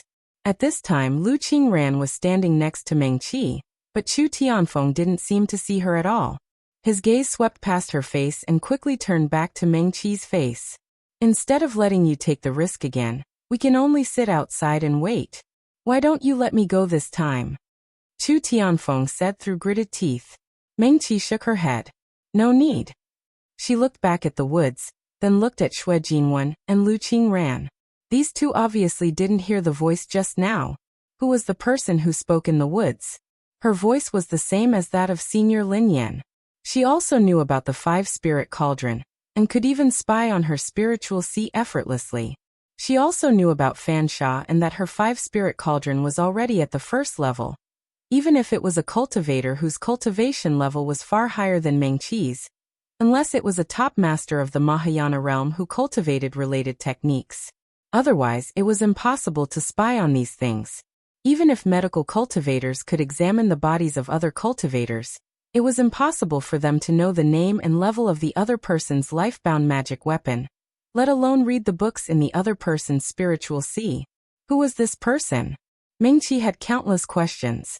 Her fingers hanging by her side curled slightly. Reason told her that if she went in again, even if she had the token Yun Qingyan gave her, it would be very dangerous. She should really do as Chu Tianfeng said and give the token to others so that they could pick her up. Meng Qi's gaze swept across the faces of these people one by one. There were people she could trust here, in fact. Meng Qi. Ji Wujiang's lazy voice suddenly came from behind. Meng Qi didn't do anything, but Lu Qingran, who was standing next to her, heard this voice. She suddenly shrank her neck and hid behind Meng Qi in a flash. Meng. Fellow Taoist Meng. Lu Qingran was so nervous that her voice trembled. Why is he here? As she spoke, she glanced at Xue Qingxian and Li Che. After the medical cultivators' spiritual assembly, shouldn't the two of them and Ji Wujiong fight as soon as they see each other? How could they get along so peacefully and not react at all when they heard each other's voice? Lu Qingran was full of questions and subconsciously looked at Meng Qi, who was standing in front of her. The green-robed woman looked no different from when she was in the cool breeze valley half a year ago. Her expression was still calm. Not only her, but the people in front of Lu Qingran. If it was in the past, she would never have imagined that these people would stand together so peacefully. Now they stood together like a team. The atmosphere between them seemed to be very harmonious. Ji Wujiong raised his eyebrows. His cold gaze swept over Lu Qingran, and he grinned at her. His gaze was too cold. His pitch-black eyes were like a bottomless well, causing Lu Qingran to shrink back again. She was very clear about how terrifying this man was since they were in the cool breeze valley. He had no pity at all. The life and death of others were like child's play in his eyes. Lu Qingran was really afraid of him. How is it? Ji Wujiong walked to Meng Qi's side. Is it dangerous? Meng Qi shook her head. It's quite smooth. Then it's fine. Ji Wujiong looked at her deeply. Meng Qi was deep in thought. She felt that Ji Wujiong was still hiding something and didn't tell her everything. What are you talking about? Chu Tianfeng was unhappy. Meng Qi has already gone to such a dangerous place. You still want her to go back. What if something happens? If something happens, something will happen to everyone, Ji Wujiong said without turning his head. Ask Meng Qi if she will let you take the risk on her behalf. He grinned again and smiled coldly. Right? Meng Qi. Meng Qi glanced at him and said to Chu Tianfeng, I'll go. She turned around and walked towards the forest again. She was also very concerned about who the person who spoke just now was. Why did he have the same voice as Senior Lin Yan? Why did he pry into her natal magic weapon and the medical manual that Senior Lin Yan gave her? Meng Qi had too many doubts in her heart. She glanced at Ji Wujiong again. The black-robed man crossed his arms in front of his chest and looked at her with a faint smile. His eyes were deep and it was difficult to tell whether he was happy or angry. Meng Qi. He saw Meng Qi looking at him and said lazily, Since you've decided to go, then let's get it over with quickly. Ji Wujiong said and raised his chin towards the forest again. Meng Qi couldn't guess what he was thinking and was too lazy to guess. She looked back at the unfathomable forest and nodded. Then, she turned around and strode into the forest. Hey, Chu Tianfeng wanted to say something, but Ji Wujiong turned around and glanced at him. You can't replace her. His tone was indifferent. He looked at Meng Qi's back that gradually disappeared into the forest and smiled. She should also understand some things. What's so strange about this forest? Chu Tianfeng turned around and glared at Ji Wujiong. This guy definitely wasn't telling the truth. He definitely knew more things. What he said before should be half true and half false. There must be something important that he didn't say. Ji Wujiong didn't directly answer Chu Tianfeng's question. Instead, he turned around and glanced at Xue Qingxian and the others. Xue Qingxian, Xue Jingwen and Li Che. These three medical cultivators all came from medical cultivation sects that had lasted for thousands of years. Especially the siblings of the Xue family. They knew a lot of ancient secrets. The siblings of the Xue family were a little confused by Ji Wujiong's stare. They looked at each other and didn't know what was going on. How did you get here? Xue Qingxian asked his sister. Xue Jinwen roughly told them what happened after they entered the Starfall Sea. What did you say? Chu Tianfeng frowned. Why would those people have such thoughts? Could it be that they have already forgotten what happened in your apricot forest? No. Xue Jinwen chuckled and said in a sarcastic tone. It's because they haven't forgotten. That's why they remembered what Meng Qi got from the barrier after being touched by the crowd's excitement that day. She paused and looked at her brother. The elders of the alliance have basically confirmed that Senior Lin Yan's inheritance is now in Meng Qi's hands. She's a profound realm doctor among medical cultivators 10,000 years ago. Her inheritance is enough to make a medical cultivation sect invincible. They can even compete with sword cultivators and spell cultivators. Once Xue Jinwen said that, everyone present fell silent. Tens of thousands of years ago, the last ancient almighty stepped into the void and ascended to become an immortal. For tens of thousands of years, no one in the three realms could successfully pass the tribulation from the peak of the Mahayana realm. More and more cultivators gradually forgot that there was another world above the Mahayana realm. Being able to dominate the three realms and stand at the peak became the pursuit of many people. The Medical Cultivation Conference Alliance had invested 10,000 years in the barrier of the apricot forest competition. Now someone finally obtained the inheritance of an ancient almighty. What did that mean?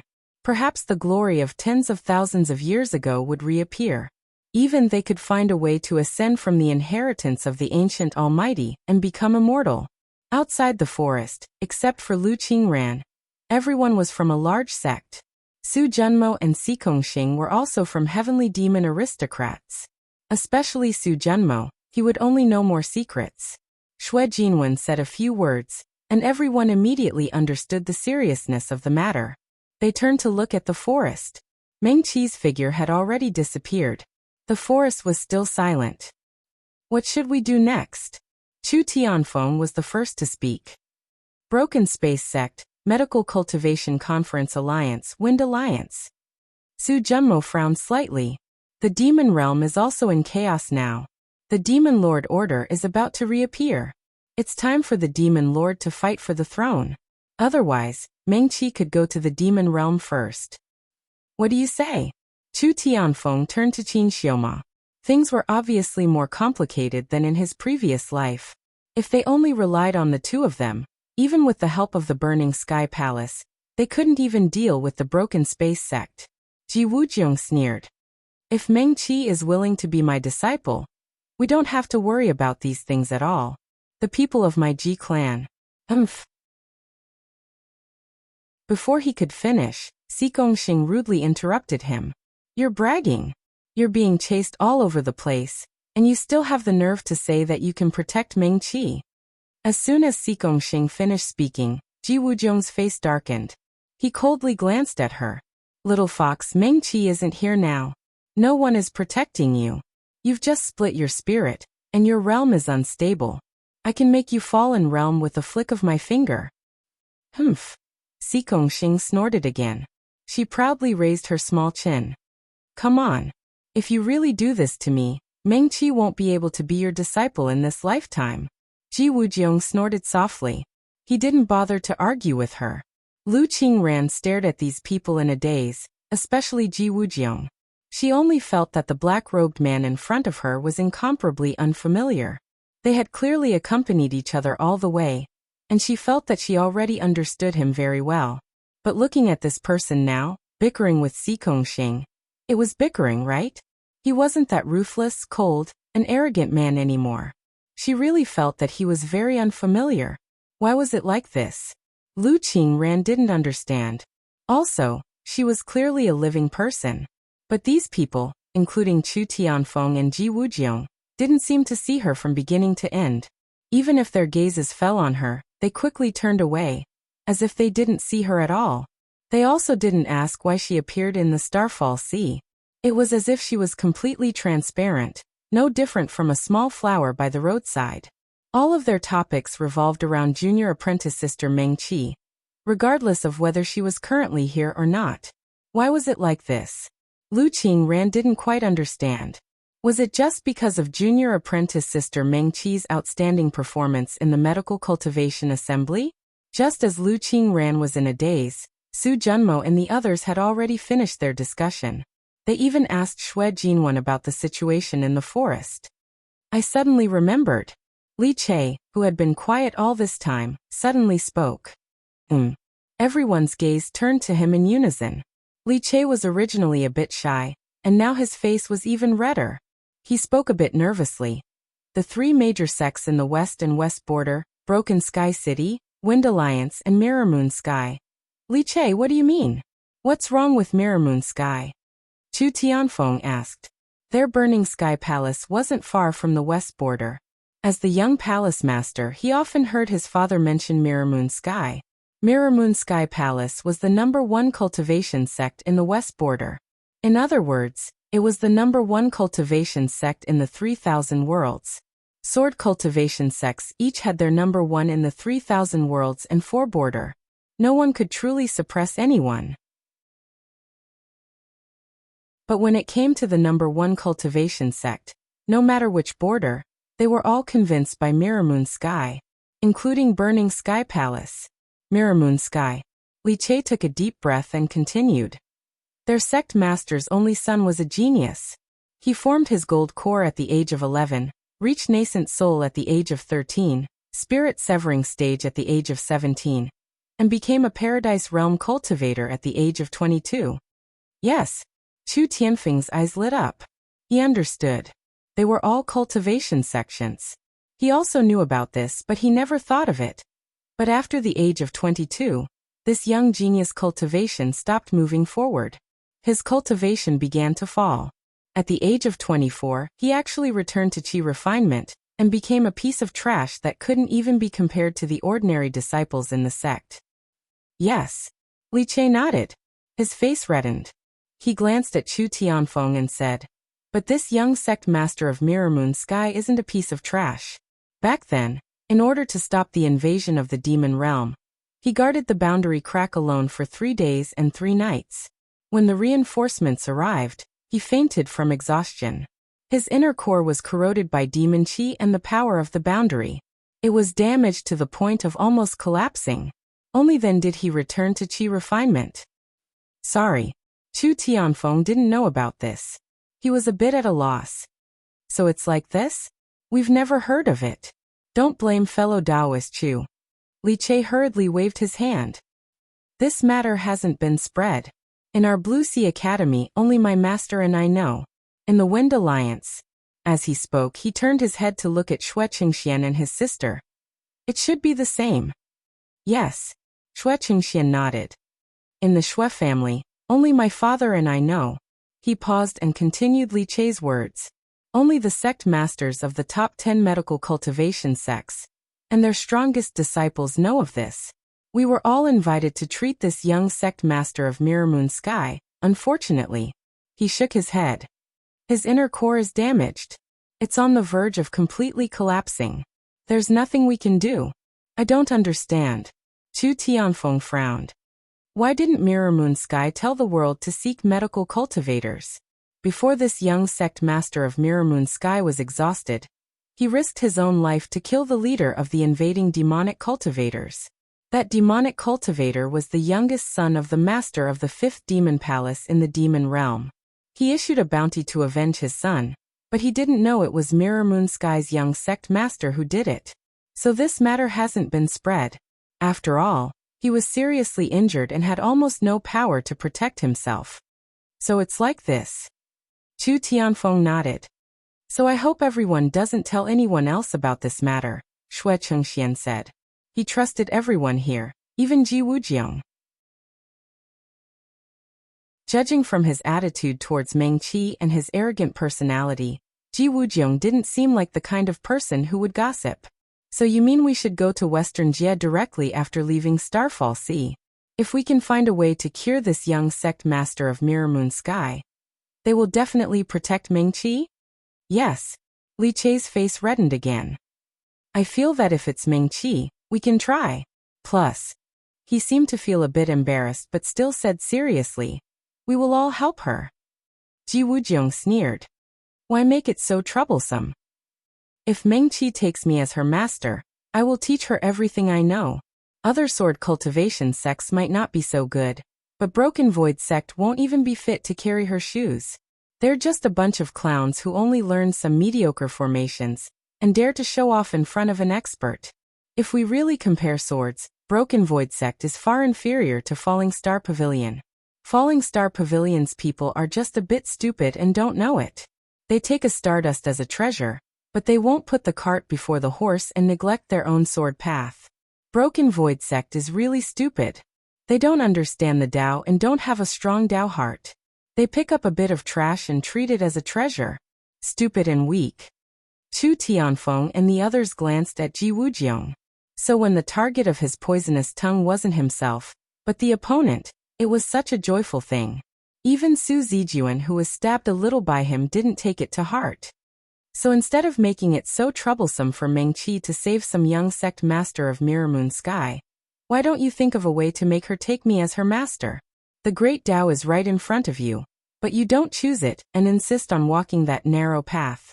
Are you trying to compete with Broken Void sect in stupidity? Xikong Xing first glared at him, then snorted and turned away. But Ji Wujiang didn't want to argue with her. He sneered and turned to look at the forest. When she comes out again, it's hard to say if Meng Qi will still stick to the path of medical cultivation. What do you mean? Chu Tianfeng's expression became serious. Do you know what's in this forest? Ji Wujiang smiled proudly and continued. In ancient times, those who could be called great doctors, medical cultivators above the mystic realm, were indeed benevolent and benevolent, benefiting the world. But they were still humans after all. As humans, they would always have some dark thoughts. Even the experts who could become mystic realm great doctors in the end were no exception. Xue Qingxian was suddenly shocked. His hands hanging by his side suddenly clenched. You! He only felt a chill run down his spine. Cold sweat instantly flowed down his body. You mean, this place was left behind by some mystic realm great doctor in ancient times? That's right. Ji Wujiang glanced at Xue Qingxian with a smile. It was rare for him to praise someone. You're indeed the eldest son of the Xue family. You even know this. The Jifan forest in the demon realm, this forest in the fallen star sea. There are several places like this in the three realms. They all came from this. What are you talking about? Xikong Xing was a little anxious. Will Meng Qi be in danger? This was something that even Xue Jinwen didn't know. She looked at her eldest brother. Her eldest brother, who had been praised by the elders as calm and magnanimous since childhood, showed such a panicked expression for the first time. His face was pale. No mistake, novel network. Eldest brother, where are we? Xue Jinwen also asked. The jade pendant in Meng Qi's palm was already warm from her grip. The warm touch was like Yin Qingyan's deep and pleasant voice, giving her the courage to continue moving forward. When she first stepped into the forest, it was still silent. It was no different from before. There was no sound in her ears. The woman whose voice was similar to that of Senior Lin Yin seemed to have disappeared. Meng Qi didn't walk fast, but each step was very steady. She held the jade pendant in her hand tighter. Xikong Xing and the others said that this was a side clone of the Demon Lord token. Yin Qingyan gave it to her without hesitation. Was this okay? He, little sister. Before Meng Qi could finish her thought, the voice from before sounded in her ears again. You're here again? She was sure that the voice was indeed very similar to Lin Yan's. However, compared to Lin Yan in the barrier, this voice sounded more innocent, and even had an indescribable charm. It was more seductive. But I knew you would come again. After all, I still have your little lover here. That voice said, hee hee. She chuckled. The laughter was as pleasant as silver bells, with an indescribable charm. Do you want to know what your little lover said when you left just now? Senior. Meng Qi opened her mouth. She completely ignored the other party's question. She didn't know if the other party could hear her voice either. She asked directly. Are you Senior Lin Yan? The voice paused. You know me? Senior. Meng Qi breathed a sigh of relief. It really is Senior Lin Yan. She clasped her hands into fists and bowed respectfully to the front. Junior Meng Qi greets Senior. Hey. Lin Yan giggled again. Don't be in a hurry to call me Senior. Where did you get your 5-spirit cauldron? Where's your medical practice manual? Meng Qi said respectfully. Both the 5-spirit cauldron and the medical practice manual were given to me by Senior. I don't believe it. Lin Yan said. How could I give these two things to a little golden core cultivator?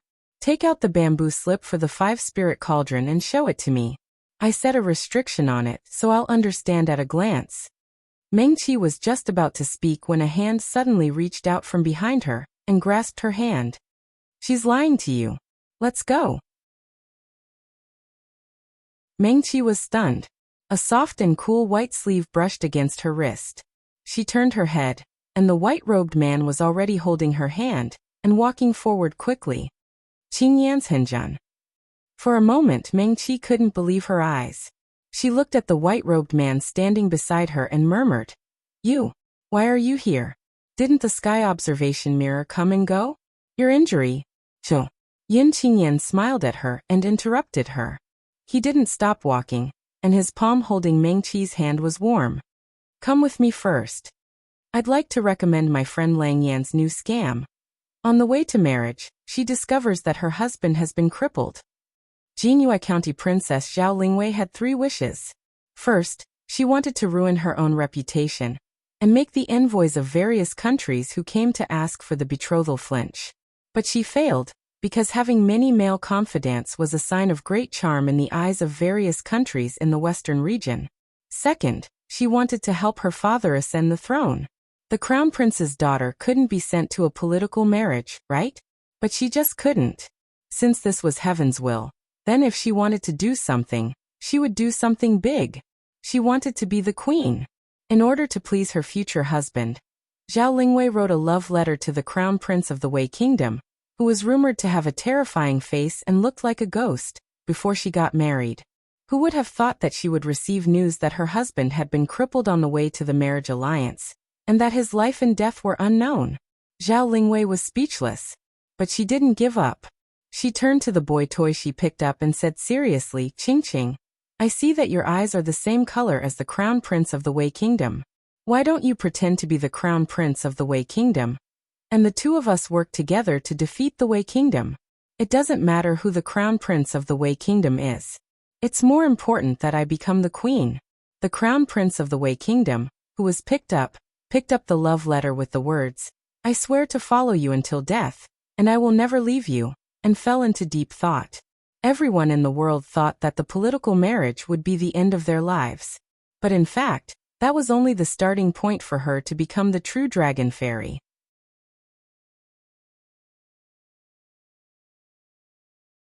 Chapter 127. Meng-Chi was in a daze for a moment. She didn't even react when Yin Qingyan held her hand and ran for a long distance. She subconsciously looked down at her wrist. The man's slender fingers were warm and strong as they pressed against her palm. The originally silent forest seemed to have become a little different. At least, she could hear her heart beating faster and faster in her ears. Qingyan's. Meng-Chi opened her mouth and murmured. He should be able to hear her voice, just like she had heard his voice just now. Yin Qingyan turned his head and smiled at her. His eyebrows relaxed, and he seemed to be in a very good mood. Meng-Chi's face suddenly became a little hot. Even though they were still in the Starfall Sea and in this treacherous forest, she didn't seem to be nervous or afraid anymore. With Yin Qingyan by her side, there was nothing to be afraid of when she was with him. Yin Qingyan slowly slowed down. The forest was still very dark. They had already run for a long distance, but they still hadn't reached the open space where Pei Mufeng and the others were just now. Meng-Chi's dazed mind finally began to clear up. She looked around, looked at the slowly walking man and asked, "Qingyan's, why are you here?" Yin Qingyan smiled at her and didn't say anything. He was still holding Meng-Chi's hand, as if this was the most natural thing to do. The 2 of them walked slowly in the forest, hand in hand. Meng-Chi was in a daze for a moment. It was as if they weren't in the Starfall Sea, but in a beautiful garden with birds and flowers. They were strolling leisurely. "The person who spoke to me just now." The 2 of them walked for a long time before Meng-Chi murmured, "Was it really Senior Lin Yan?" She was a little confused. What was going on in this place? Why did she run into Senior Lin Yan? Yes. Yin Qingyan nodded casually. He suddenly raised his finger, and a gust of wind shot up. 2 leaves fluttered and landed on his palm. He handed the leaf to Meng-Chi. Meng-Chi opened his hand and caught the leaf. He looked down at his palm. They were 2 small, emerald-like leaves. It was heart-shaped and slightly thick. In the middle of the leaf, there was a small, bright red mark that looked like a raindrop. It looked rather strange. "This is..." Meng-Chi frowned and quickly tried to recall. "Ah." She couldn't help but cry out in surprise. She suddenly remembered, "This is falling heartwood." Meng-Chi held the 2 small leaves and sniffed them. A faint fragrance assaulted his nostrils. It was very similar to the elegant fragrance of the girls in the countryside when it rained. It also had the smell of bamboo leaves. It was very pleasant to the nose. Most importantly, this smell was not aggressive at all. It would make people subconsciously relax. Is it really falling heartwood? Meng Qi still couldn't believe it. I've only seen this thing in books. It said that it can be used to make the world's most powerful knockout drug. It's colorless and odorless. After inhaling it, it can make people fall into an illusion without them knowing. It's just that no one has ever obtained it. I thought it was just a legend. I didn't expect falling heartwood to really exist in this world. Meng Qi raised his head and looked at the surrounding trees. Are these all falling heartwood? Yin Qingyan didn't answer him.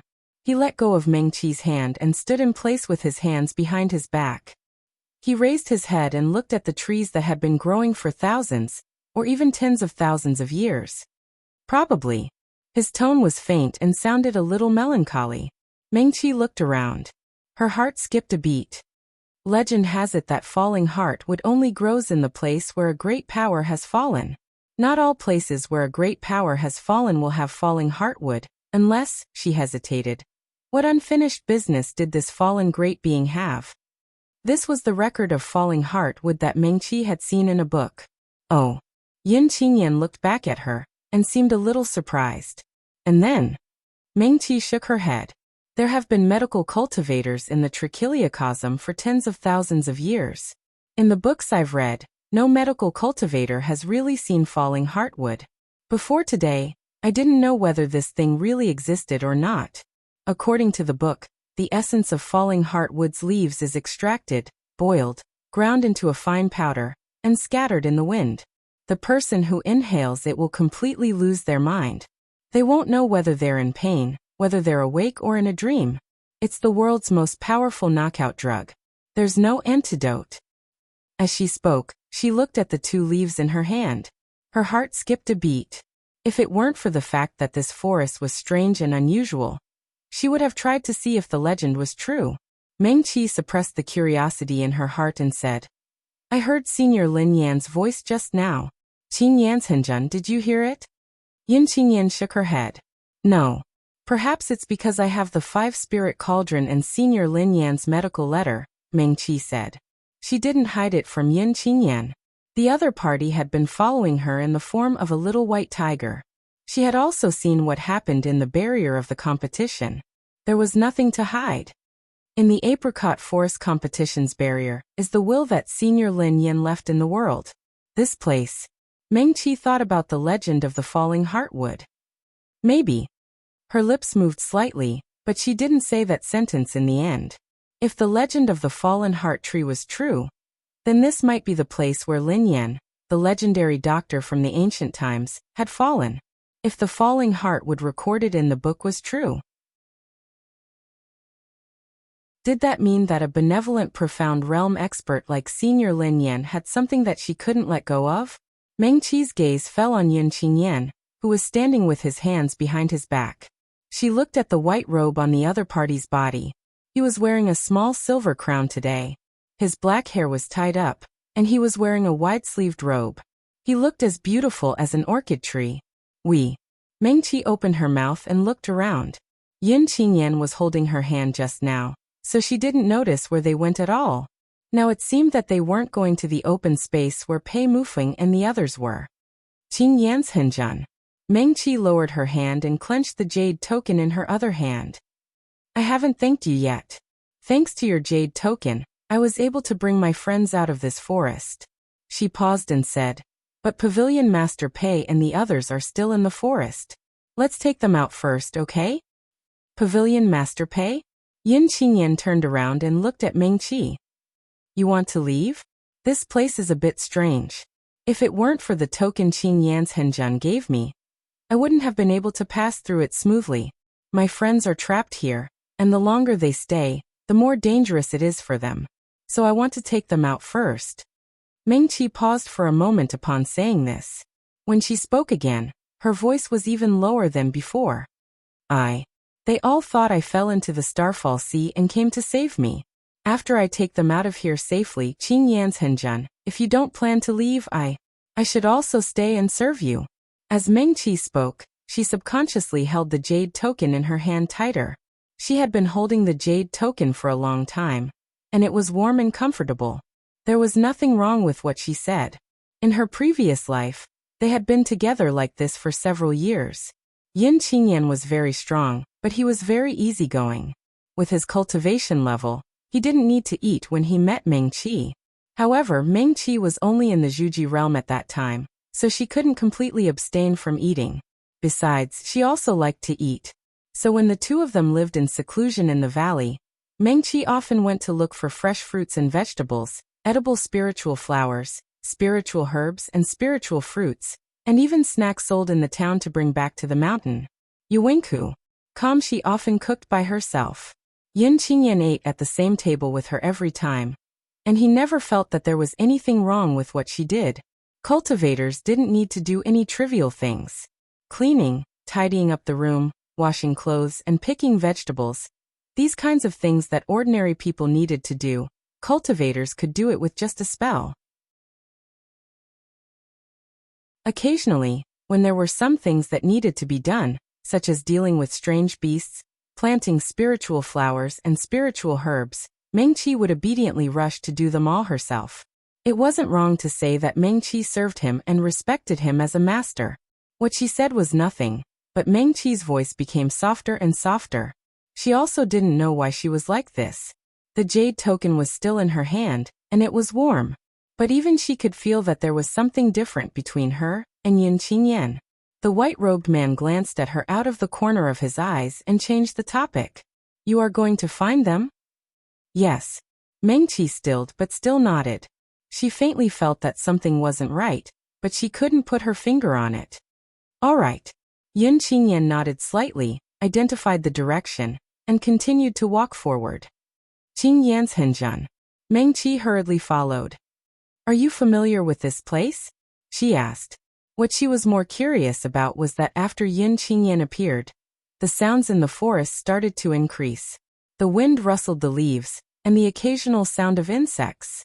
The birds started to become active, and the clear sounds of birds would occasionally come from the depths of the forest. When they spoke, they could hear each other's voices. Yin Qingyan didn't answer Meng Qi's question, and slowly walked forward. His steps weren't big, and his boots stepped on the withered leaves on the ground, making a cha-cha sound.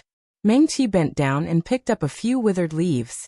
In the middle of the withered leaves, she could still see the red mark that looked like a water droplet. I don't know if Senior Lin Yan has any unfinished business. Meng Qi opened her palm and looked at the withered leaves that were blown by the wind. Qing Yanzhenjun. She turned to Yin Qingyan and asked, do powerhouses like you and Senior Lin Yan also have regrets? She sighed softly. Since Senior Lin Yan, there hasn't been a profound realm great doctor among the medical cultivators. In addition to the disputes of the three realms for tens of thousands of years, some medical cultivation sects were cut off. 3,000 years ago, the only ninth realm great perfection medical cultivator also died during the immortal tribulation. After that, there weren't any ninth realm great doctors. Yin Qingyan responded casually, as if he wasn't interested in these things. Meng Qi obediently shut her mouth and didn't say anything else. She followed behind him silently. She didn't know why she suddenly mentioned this. It was probably because they had spent several years together in her previous life. Although the two of them weren't master and disciple, they talked about everything. They talked about the secrets of the three realms, the difficulties or chores they encountered during cultivation, and the people Meng Qi saved when she occasionally went out to look for medicine or when she was training. Yin Qingyan would sometimes leave for half a month or 20 days. During that time, things big and small happened. He would always listen to Meng Qi patiently, and sometimes he would talk about his own things. Meng Qi was used to getting along with him like that. She had long been used to speaking directly and saying whatever was on her mind. She would even cry and laugh whenever she wanted to. Because she took a step forward, but her mind was a little absent-minded. Because Yin Qingyan had never shown the slightest impatience or disdain in front of her. Even though he was so strong and his cultivation was far superior to hers. But right now, Yun Qingyan didn't seem to want to talk. Meng Qi gently bit her lower lip. She obediently shut her mouth and didn't say anything else. She just silently followed behind Yun Qingyan for a distance. It was difficult to tell directions in this forest. It was a little dark, and all the trees looked the same. The last time she came in, she followed the location of the signal fireworks and walked straight in that direction. She found Shuijinwan and the others. After being pulled for a distance just now, she couldn't tell north from south. Fortunately, Yun Qingyan was leading the way in front. The two of them walked for a while and turned around a few tall trees. Sure enough, the front suddenly opened up. Meng Qi hurriedly quickened her pace and walked forward. Pei Mufeng and Lu Qingran were still in the open space in the forest. She didn't know if something had happened to them. She was a little worried. She didn't notice that Yun Qingyan suddenly stopped and let her walk past her. Meng Qi had just walked to the edge of the open space when she suddenly stopped. There was indeed a small open space in the forest in front of her, but there was no sign of Pei Mufeng and Lu Qingran. Here, Meng Qi suddenly turned her head and looked behind her. Qingyan's Henjun. Behind her, Yun Qingyan also disappeared. The forest became quiet again. The rustling of leaves, the chirping of birds, and the chirping of insects seemed to disappear in an instant. Ha ha ha. Lin Yan's bell-like laughter sounded in Meng Qi's ears. Little sister, are you looking for your little lover? But, she giggled. The more pleasant her laughter was, the more demonic it sounded. But I'm very curious. Who is your little lover? Is it those young cultivators waiting outside the forest? Or the little cultivator in the open space who is good with the sword? Or, where's the white-robed male cultivator you've always been thinking about and hiding in your heart? Senior Lin Yan. Meng Qi's expression became serious, and she looked ahead. Lin Yan's voice seemed to sound in her ears. It seemed to be very close, but also seemed to be very far. Senior Lin Yan. Meng Qi clasped her hands and bowed respectfully. Junior is also a medical cultivator, and has received great kindness from Senior. If Senior has something you want to do, please tell me. I will do my best to do it for Senior. As she spoke, she stood up straight and said in a firm tone, I will go through water and tread on fire no matter what. Huh? Lin Yan laughed very happily. What can I possibly need a little Jindan cultivator like you to do? Although she said that, Meng Qi only saw a shadow flash in front of her eyes. In the air in front of her, a woman wearing a gorgeous and exquisite palace dress was lazily sitting on a willow branch. That willow branch looked soft and thin, but the woman in the palace dress looked very comfortable sitting on it. Her feet were hanging down, and she wore a pair of soft silk embroidered shoes. There were 2 pearls at the top of the shoes that emitted a lustrous pearl light. At a glance, one could tell that it was not an ordinary item. The woman in the palace dress swayed her feet lightly. She held her chin with one hand and looked down at Meng Qi with a smile that was not a smile. Tell me, what can you do for me? Senior. Lin Yan? Meng Qi murmured, and couldn't help but blink lightly. The woman in front of her was bright and moving. Her light smile was enough to cause the downfall of a city. On her peerlessly beautiful face, there was even a hint of innocence in her smile. She looked at Meng Qi with one hand holding her chin, her eyes moving and extremely lively. Meng Qi could be considered to have seen many beauties. Xikongxing, Lu Qingran, the Shui sisters. They were all great beauties that could be ranked in the top of the 3,000 worlds. But they were not as good as this Senior Lin Yan. This, tens of thousands of years ago, her medical skills were unparalleled in the world. Everyone had to respectfully call her a profound realm doctor. She was a senior medical practitioner, who was willing to sacrifice herself to save the ordinary people of 6 cities and 8 towns. Meng Qi really did not expect Lin Yan to be so beautiful. Little sister. Lin Yan stretched out a slender finger and waved it gently. You haven't answered my question just now. Who is your little lover? As she spoke, she chuckled and waved her slender hand. A vine suddenly hung down from a tree beside her. A man in a black robe was tied to the vine. Pei Mufeng. Meng Qi immediately recognized the man tied to the tree by the vine. It was the pavilion master of the Falling Star Pavilion, Pei Mufeng. The other party lowered his head and seemed to have fainted. Or, Lin Yan waved her hand again. Another vine hung down from another tree. On the vine that was as thick as a child's arm, the head of the black-robed young man hung low. His long black hair fell on his chest. Chu Tianfeng.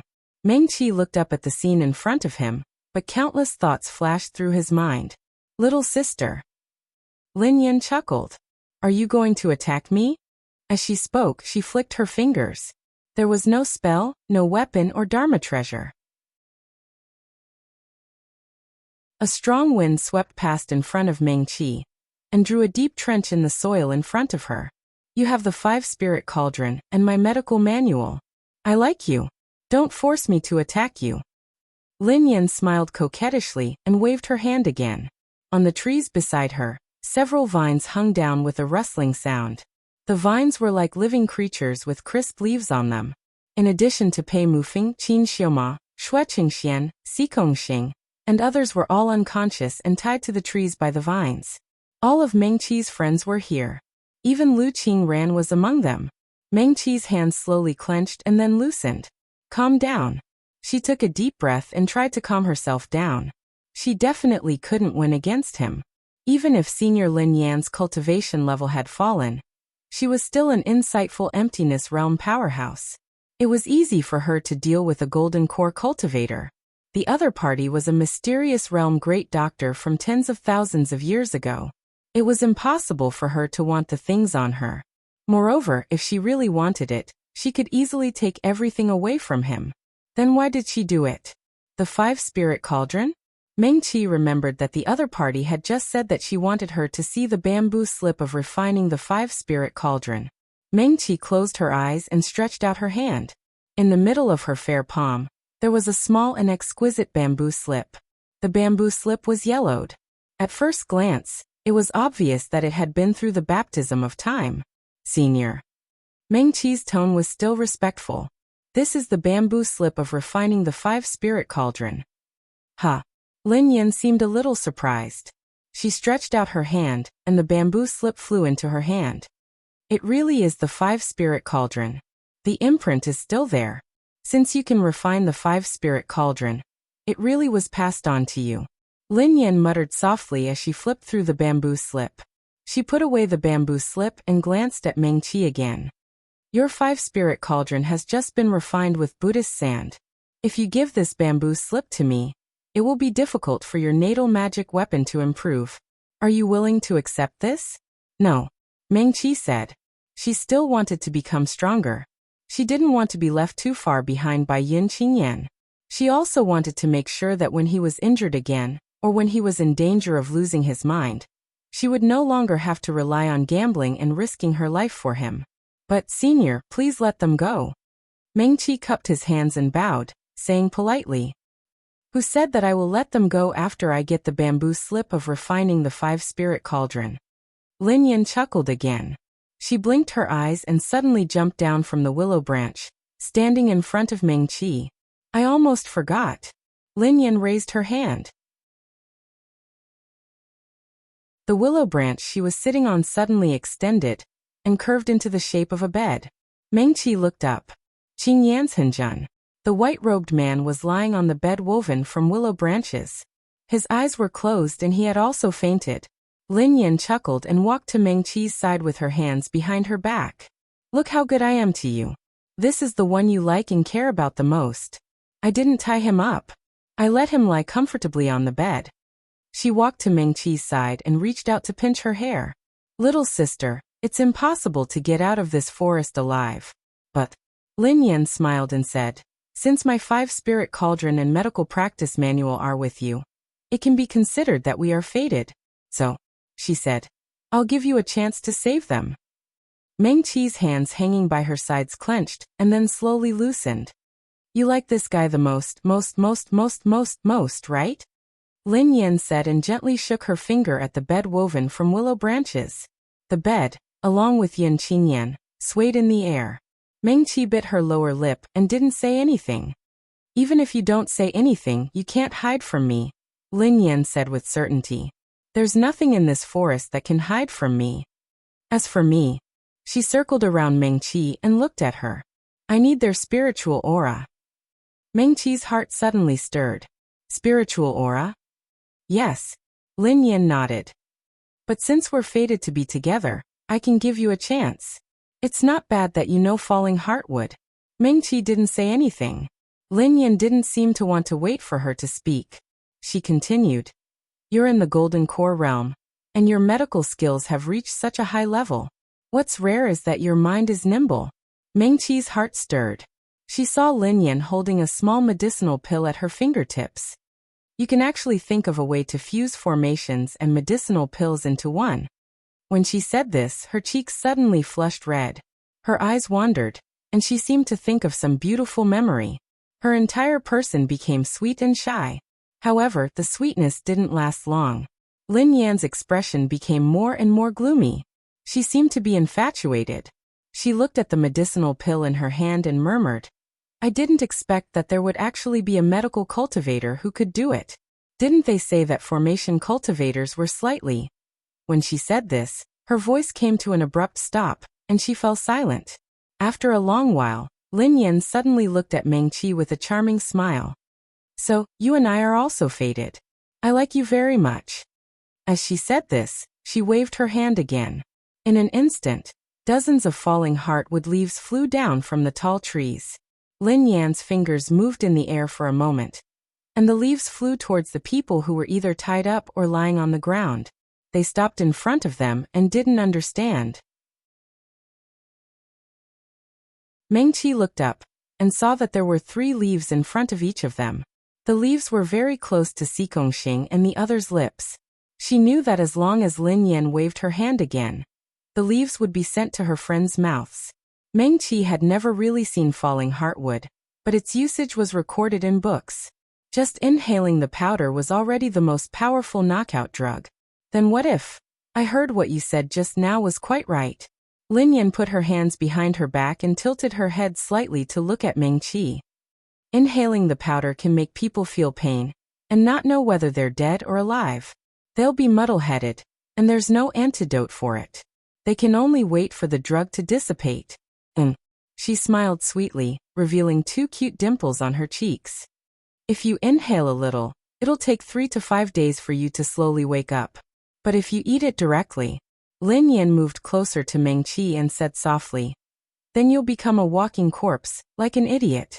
Apart from eating and sleeping, you don't know or understand anything. Probably for them, it's even worse than death. So little sister. Lin Yan raised her arm and drew a semicircle in front of her. You choose. Choose what? Mengqi's voice became a little dry. She vaguely guessed Lin Yan's meaning. But why? This Lin Yan was completely different from the one he had met at the tournament. But the other party knew about the 5-spirit cauldron, knew about the medical handbook, and her voice was the same. It wasn't that Mengqi didn't suspect that the other party wasn't Lin Yan. But was there any difference whether she was Lin Yan or not? No. She was so strong. Even Qing Yan's Henjun. Mengqi took a deep breath and tried to calm herself down. Choose what? Him or them? Lin Yan chuckled. What about your most beloved little lover? Or these people that you like less? Why don't you choose one? She paused and said, I can let you and the person you choose go. As for the rest, they must stay and eat my fallen heart tree leaves and be driven by me until they die. Can't she control you rich people? She thought that she could win the rest of her life by following her grandfather home. But why didn't anyone tell her that the heir chosen by her grandfather before he found her was actually her former regent? Everyone in the upper-class circle knew that Hu Chunxiao, the heir of the richest man in Pei City, was cold and intolerant. As soon as Pei Xia returned, she accidentally knocked over the birdcage and released his thrush bird. Everyone thought that she was dead, but unexpectedly, Hu Chunxiao just bent his knee and reached out to tie her shoelaces. Don't apologize, don't be afraid. Everyone. Pei Xia. After Pei Xia transferred to Hu Chunxiao's school, she found that the regent was not the only one who had transmigrated. Her prime minister, guards, eunuchs, and empress also came, all of them rubbing their hands to defeat the regent. Pei Xia.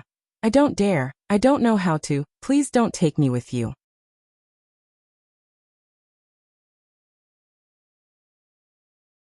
Chapter 128.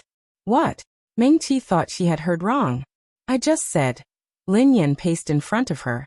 If you choose, it's him. She pointed into the air and happily drew a semicircle. It's still them. Meng Qi stood with her hands at her sides as though she did not hear Lin Yan's words. I'll give you some time to consider. Lin Yan propped up her chin. She waved her hand and a stick of incense floated in front of Meng Qi. With a flick of her finger, white smoke rose from the incense stick, and a sweet fragrance wafted from it.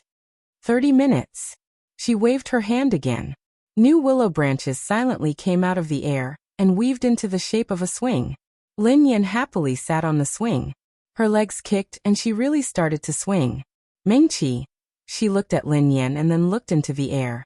On the big tree, the heads of her friends were all hanging down, tied tightly by vines and hanging in the air. On the bed of willow branches, Yin Qingyan was lying there silently. Meng Qi had never seen him like this before. Meng Qi. Lin Yan swung higher and higher as she giggled and called her name. I heard them all call you this. Can I also call you this? Her voice was crisp, her laughter cheerful, and her beauty was enough to topple cities. She looked like the most innocent and bright young girl. Elder. Meng Qi looked away and turned to look at her. Do you need Ling energy? She touched her storage bag, and a brocade pouch appeared in her palm. There are 6,000 Xian spirit stones here. Meng Qi took out another brocade pouch. There are more than 1,000 Xian spirit stones here. The spirit stones of the 3 realms contained a lot of Ling energy. The grades of spirit stones were determined by the amount of Ling energy they contained. The Ling energy in 1 Xian spirit stone was equivalent to the Ling energy of a second realm Mahayana cultivator.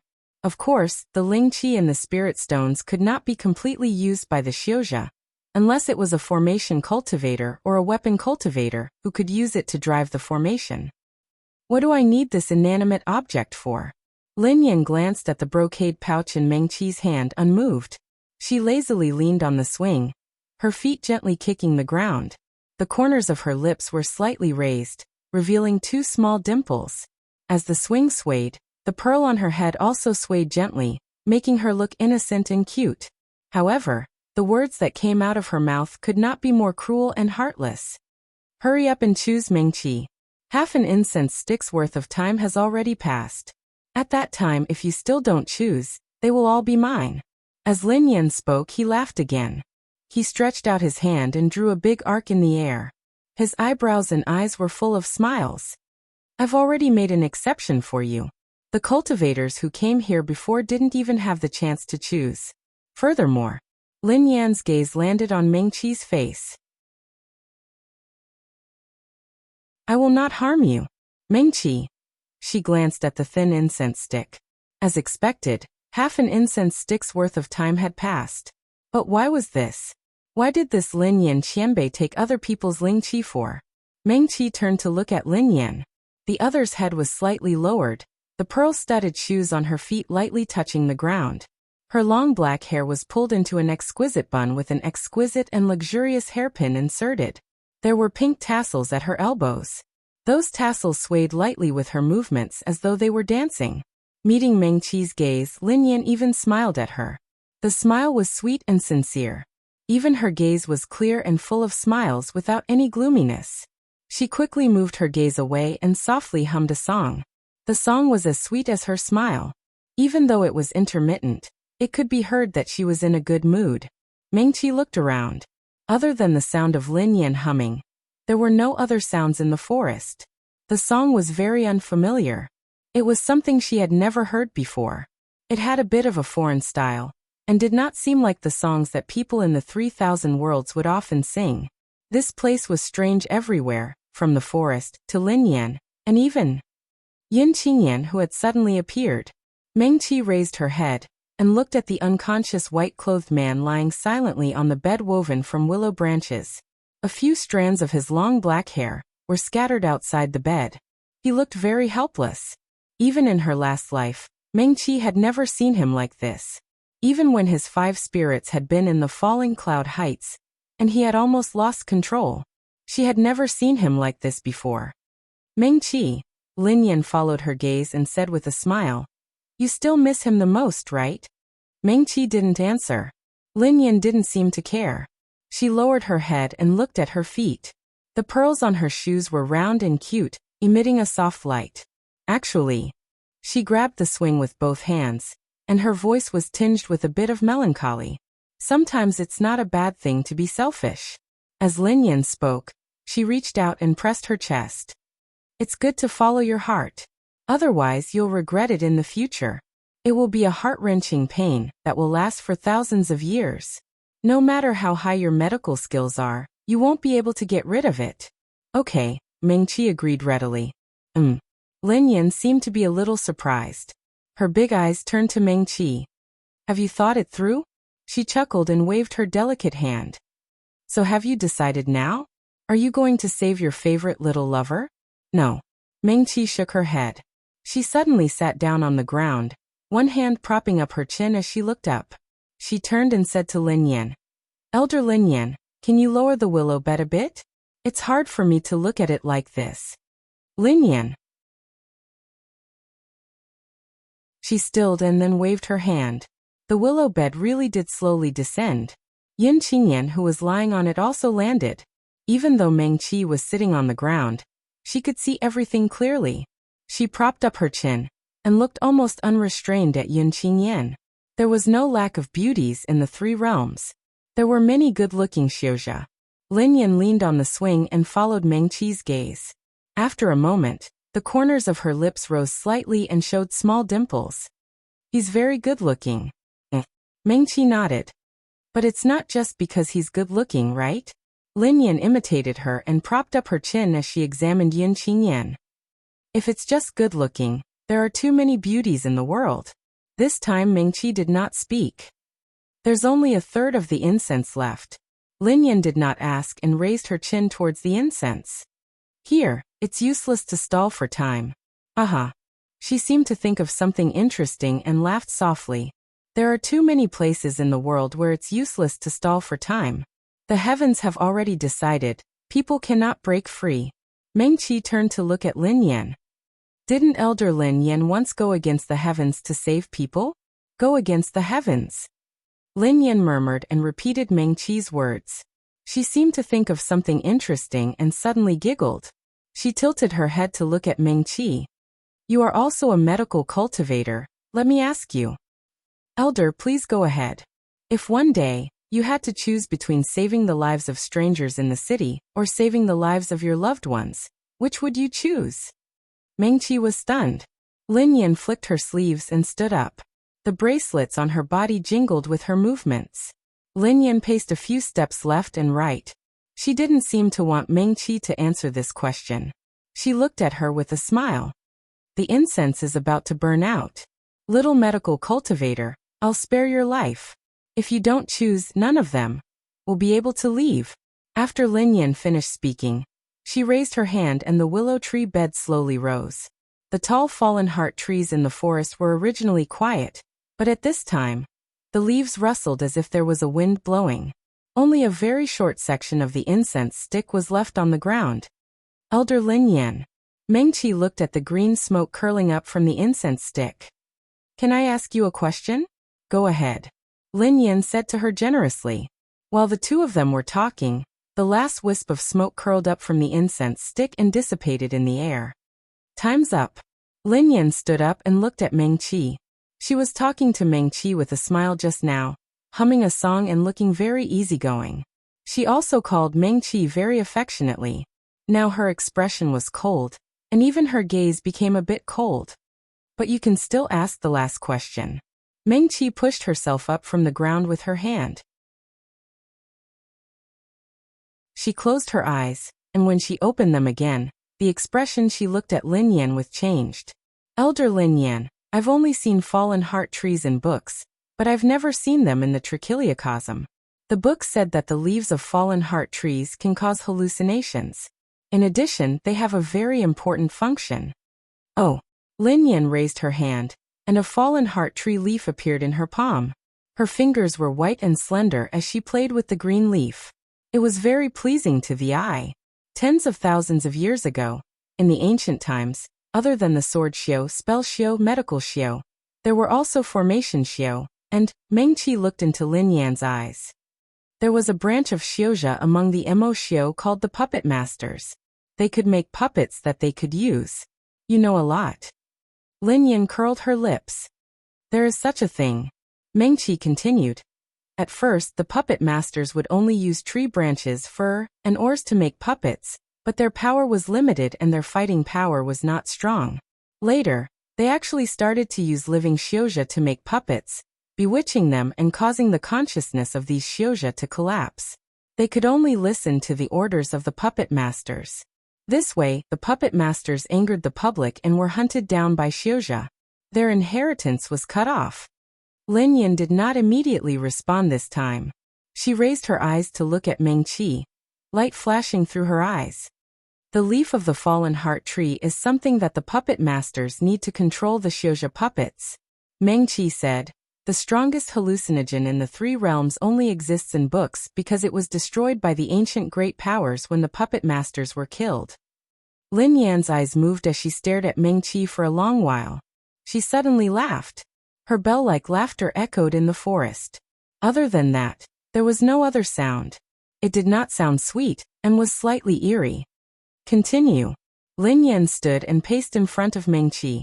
Her lips curled slightly, her gaze even colder than before. I didn't think that you would know so much at such a young age. Elder Lin Yan. Meng Qi raised his hands and bowed to Lin Yan. More than half of what this junior knows about the usage of the fallen heart tree comes from your medical practice letter. Oh, the last volume of the medical practice letter mentioned this fallen heart tree, Meng Qi said. Originally, only the first 2 volumes of the medical practice letter could be seen in her Ling Si. Later, when Yun Qinyan almost went mad, Meng Qi opened the 3rd volume of the medical practice letter and learned the 5 accumulations meditation scripture. Devour Novel Network. Not long ago, when she had stepped into the forest alone, your medical practice letter had floated silently in her Ling Si. It suddenly gave off a faint light. The 7th volume, the last volume, Meng Qi could see it now. The 7th volume of the medical practice letter. Meng Qi hurriedly read the contents as he walked.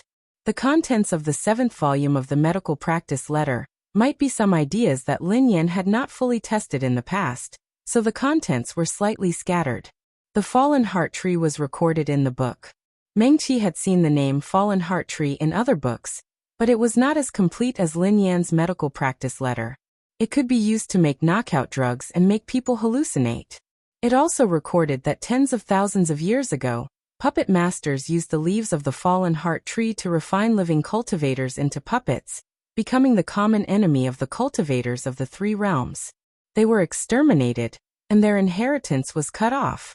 Meng Qi looked calmly at Lin Yan in front of him. Lin Yan was silent for a moment, then suddenly curled his lips and smiled. So you count as my disciple? Meng Qi took a deep breath. She closed her eyes, raised her hand, and a silver medicine knife was already in her hand. In her left hand, there was already a full handful of Xian spirit stones. You want to attack me? Lin Yan smiled sweetly. Meng Qi, I said I wouldn't kill you. But if you seek your own death, I won't be merciful. Elder Lin Yan, Meng Qi said coolly. This junior not only knows about the fallen heart tree, but also this blue fall yellow springs formation. Lin Yan's gaze suddenly became extremely sharp. Elder Lin Yan, who do you want to revive? Meng Qi gripped the medicine knife in his hand tightly, and suddenly retreated. You dare. Lin Yan's gaze turned cold. After seeing Meng Qi's movements clearly, her voice suddenly became sharp. Her figure spread out, and she suddenly leapt towards Meng Qi. She was dressed in a complicated and luxurious palace dress, the pendants on her body clinking, but her actions were fast and vicious.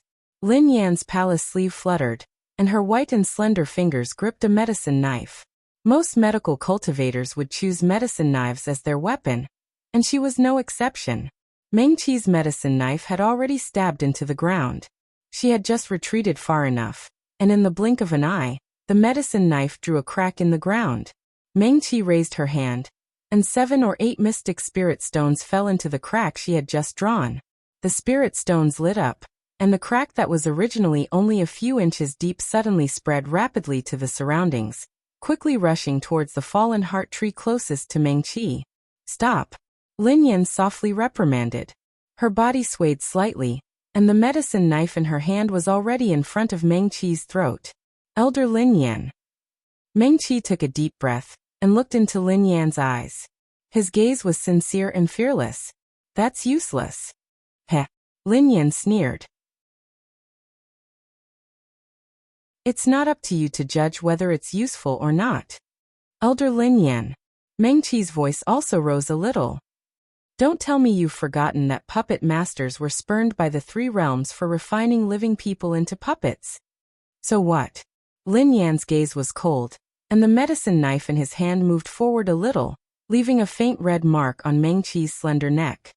"Meng-Chi, you're also a medical cultivator. If your beloved dies in front of you, you have a glimmer of hope that you can save him. Will you save him? Or won't you?" Meng-Chi was startled and didn't immediately answer. "You're hesitating," Lin Yan said softly. She paused and continued. "Hesitating means that you're moved." "Elder Lin Yan," Meng-Chi said. "I will hesitate, and everyone will hesitate. But..." Before she finished speaking, Lin Yan flicked his finger. In midair in the forest, the bed made of willow branches suddenly began to move. The willow branches quickly shuttled back and forth, and Yin Qingyan, who was lying on top of it, was lifted up. Two tough willow branches were wrapped around his neck, and his entire body was suspended in midair. He was clearly still unconscious, but even so he didn't wake up. His feet unconsciously kicked a few times in the air, and then his head tilted, and he stopped moving. "What about now?" Lin Yan chuckled softly, and looked curiously at Meng-Chi, whose eyebrows didn't even move. "Aren't you worried about your little lover?" "Elder Lin Yan." Meng-Chi took a deep breath. "He's not my little lover." "Oh," Lin Yan calmly responded. "He's not." And Meng-Chi sighed softly. Even if Elder Lin Yan made a move, he wouldn't be restrained so easily. "I know that." Lin Yan stared blankly. Meng-Chi simply continued in one breath. "There are so many falling heart trees here, and the leaves of falling heart trees can make people hallucinate, so from the beginning he wasn't real. When I stepped into the forest for the second time, Elder Lin Yan already made me inhale the knockout powder made of falling heart trees' leaves, so the person I saw was fake." Lin Yan seemed to be stunned again. "Not only is there falling heart trees in this forest, there's also knockout powder, and 3 arrays, Meng-Chi said again. "You." Lin Yan looked up and down at Meng-Chi. "You actually saw through it? Aren't you a medical cultivator?" "Yes." Meng-Chi nodded. "That person..." As she spoke, she looked up at the sky. Even if she knew that it was fake, Yin Qingyan couldn't be restrained like this by Lin Yan. But looking at the white-robed man hanging on the willow branch, Meng-Chi still felt very uncomfortable. "That person taught me about arrays," she continued. "Heh," Lin Yan sneered. "No wonder you know." She put away the medicine knife, and her gaze fell on Meng-Chi. Her expression became sullen. "Although he's fake, there are still some real people here. Take a guess." "Lu Qing Ran and Pei Mufeng are real," Meng-Chi said without hesitation. "You really know?" Lin Yan snorted and took a step back. If Elder Lin Yan could really capture all the cultivators outside the forest, he wouldn't have spent so much effort to use Sister Shui and the others as bait to lure us here. "Humph." Lin Yan tilted his head slightly. "You're still calling me Elder?" Meng-Chi clasped her hands and bowed to the ground. "Elder, you're a great doctor in the profound realm. Back then, in order to save people, you used up all your cultivation, causing you to fall to the insightful emptiness realm. Since then, your cultivation hasn't improved at all. You've always been someone I admire. Besides..." She paused. "In the boundary of the Apricot Forest competition, I got your 5-spirit cauldron and medical practice manual. Elder will always be Elder." "Meng-Chi." Lin Yan stared at Meng-Chi for a moment. "You guessed right. The main array here is the Blue Sky Underworld array." Meng-Chi's heart skipped a beat. "It's recorded in the medical practice manual that array cultivators can even revive dead cultivators with arrays and rare spiritual herbs. It's just that no one has really done it. Meng-Chi, you're also a medical cultivator." Lin Yan didn't continue the topic. Instead, he said, "Have you ever thought about the path of medical cultivation?" Mengqi stilled. Lin Yan didn't wait for her to answer, and continued to speak. Medical cultivators should be benevolent and benevolent. In the eyes of medical cultivators, the lives of the world should not be divided into nobility and inferiority. They should not be judged based on status, and whether a person should be saved. When I first became Master's disciple, he told me this. Mengqi didn't speak. But how can there be a completely selfless person in the world? Xiuzha cultivate the heart, but it's not possible. Lin Yan glanced at her. After Yao Xiu split their consciousness, they can receive the help of their primordial spirit. After Sword Xiu and Dharma Xiu split their consciousness, a thread of consciousness will form its own branch and merge into a life-bond talisman or weapon. After that, the life-bond talisman or weapon will be connected to the mind of the Xiuzha, and their combat power will naturally increase. As to medical cultivators, Lin Yan's lips curled. After splitting their consciousness, they can be considered to have started on the great path of medical cultivation. The path of medical cultivation needs to be open and honest, benevolent and benevolent. The dark side of the heart will be forcefully cut off, but it will not disappear, and will remain in the Ling Sea. When you grow a step, it will also grow a step. This is the change after medical cultivators split their consciousness. Do you know that every time we undergo a tribulation after splitting our consciousness, we need to fight against the inner demon barrier? Mengqi slowly nodded. I've heard of it. So the tribulations of medical cultivators in the distant past were often more dangerous than Sword Xiu and Dharma Xiu. I heard that medical cultivators later no longer underwent tribulations like this? Yes. Mengqi nodded. In the past tens of thousands of years, medical cultivators' legacies were almost cut off several times, and the method of splitting their consciousness to contain their devil was also lost. Huh? Lin Yan chuckled but didn't speak. No wonder it's hard for profound realm medical cultivators to appear in the world. Mengqi didn't speak. She understood Lin Yan's words. Tens of thousands of years ago, medical cultivators didn't lose to Sword Xiu and Dharma Xiu. One of the reasons was that, as Lin Yan said, medical cultivators at that time could split their consciousness to contain their devil. They could pull out all the dark thoughts and ideas that went against the path of medical cultivation, and seal them in the Ling Sea. This way, their heart of cultivation would be purer, and their progress would be faster. But this way, they would often have to face more terrifying and dangerous tribulations during their tribulations. So many medical cultivators in the distant past died during their tribulations. Later, this legacy was cut off, and a large number of ancient spells were lost, so medical cultivators gradually began to decline. Their cultivation speed couldn't compare to Sword Xiu and Dharma Xiu, and their spells couldn't compare to theirs, not to mention their combat strength. Mengqi had heard Xue Jingwen talk about the apricot forest and the barrier of the grand competition. He vaguely guessed that what the Wind Alliance really wanted to get from the barrier of the grand competition might be the inheritance of splitting their consciousness to contain their devil. Mengqi, you were able to pass the barrier of the apricot forest and obtain the inheritance because you received her approval. Her? Mengqi was taken aback. You should have guessed it, right? Lin Yan curled his lips and looked at Mengqi with a faint smile. I'm the manifestation of the devil hidden in Lin Yan's Ling Sea after she split her consciousness to contain her devil. Although I'm one with her, there are still some differences. You know what Lin Yan did, right? She asked. Yes. Mengqi took a deep breath and said slowly, in order to save the people of the 6 cities and 8 towns, Senior dissipated all her cultivation, and finally fell to the insightful emptiness realm. That's right. Lin Yan curled his lips and interrupted her, not allowing her to continue. She stood with her hands behind her back and smiled coldly. Then she left a good name for thousands of years, and became the last profound realm doctor in the distant past. But back then, there was someone who accompanied her to go against the heavens and fight against the demonic poison of those demonic cultivators, guarding and protecting her. He was seriously injured with broken bones and poisonous miasma all over his body, but but he didn't let a single demonic cultivator touch the corner of her clothes. Mengqi was slightly stunned.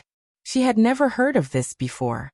Lin Yan was recorded in the books as the last Profound Realm Doctor in the distant past, and also the youngest Profound Realm Doctor in the distant past. She was benevolent and was respected by the world. In those books, Lin Yan was a god, perfect and flawless. No book had ever recorded that there was such a person by her side. That person was seriously injured and on the verge of death because of her. If she was unharmed, she could naturally be saved. But at that time, she was the only Profound Realm Doctor in the 3,000 worlds. She had just exhausted her cultivation for those strangers who had nothing to do with her. And her realm fell. She didn't wait for Mengqi to speak and continued. She was benevolent and righteous. She was benevolent and selfless. She survived and was worshipped by the world. But her Taoist companion died just like that. Lin Yan's smile became perverse again. I only want the person I love to live well. I only want to be with him forever and ever. Am I wrong? Mengqi Senior isn't wrong either. Mengqi murmured. She looked at the smile on Lin Yan's face and was in a trance for a moment. She vaguely felt that she seemed to have peeped into some terrible truth. But that thought was too vague. It flashed through her mind so quickly that she couldn't catch it at all. So Mengqi. Lin Yan reached out and gently slid his hand across Mengqi's cheek. Let me ask you again. If you had a way to bring such a person back to life, what would you do? At this moment, the man in white slowly descended from the sky above the forest and stood silently on the treetops. He was tall and looked quite tall, but when he landed, not a single leaf swayed, nor did he make the slightest sound. You're tuning in to the Li Mei's Wuxia Whispers YouTube channel. We're so grateful for your support, and don't forget to subscribe to join us on this incredible journey through captivating stories. Your generosity through donations truly makes a world of difference, as it's the primary source of revenue that allows me to expand and enhance this channel for you. Thank you from the bottom of my heart for being a part of this adventure.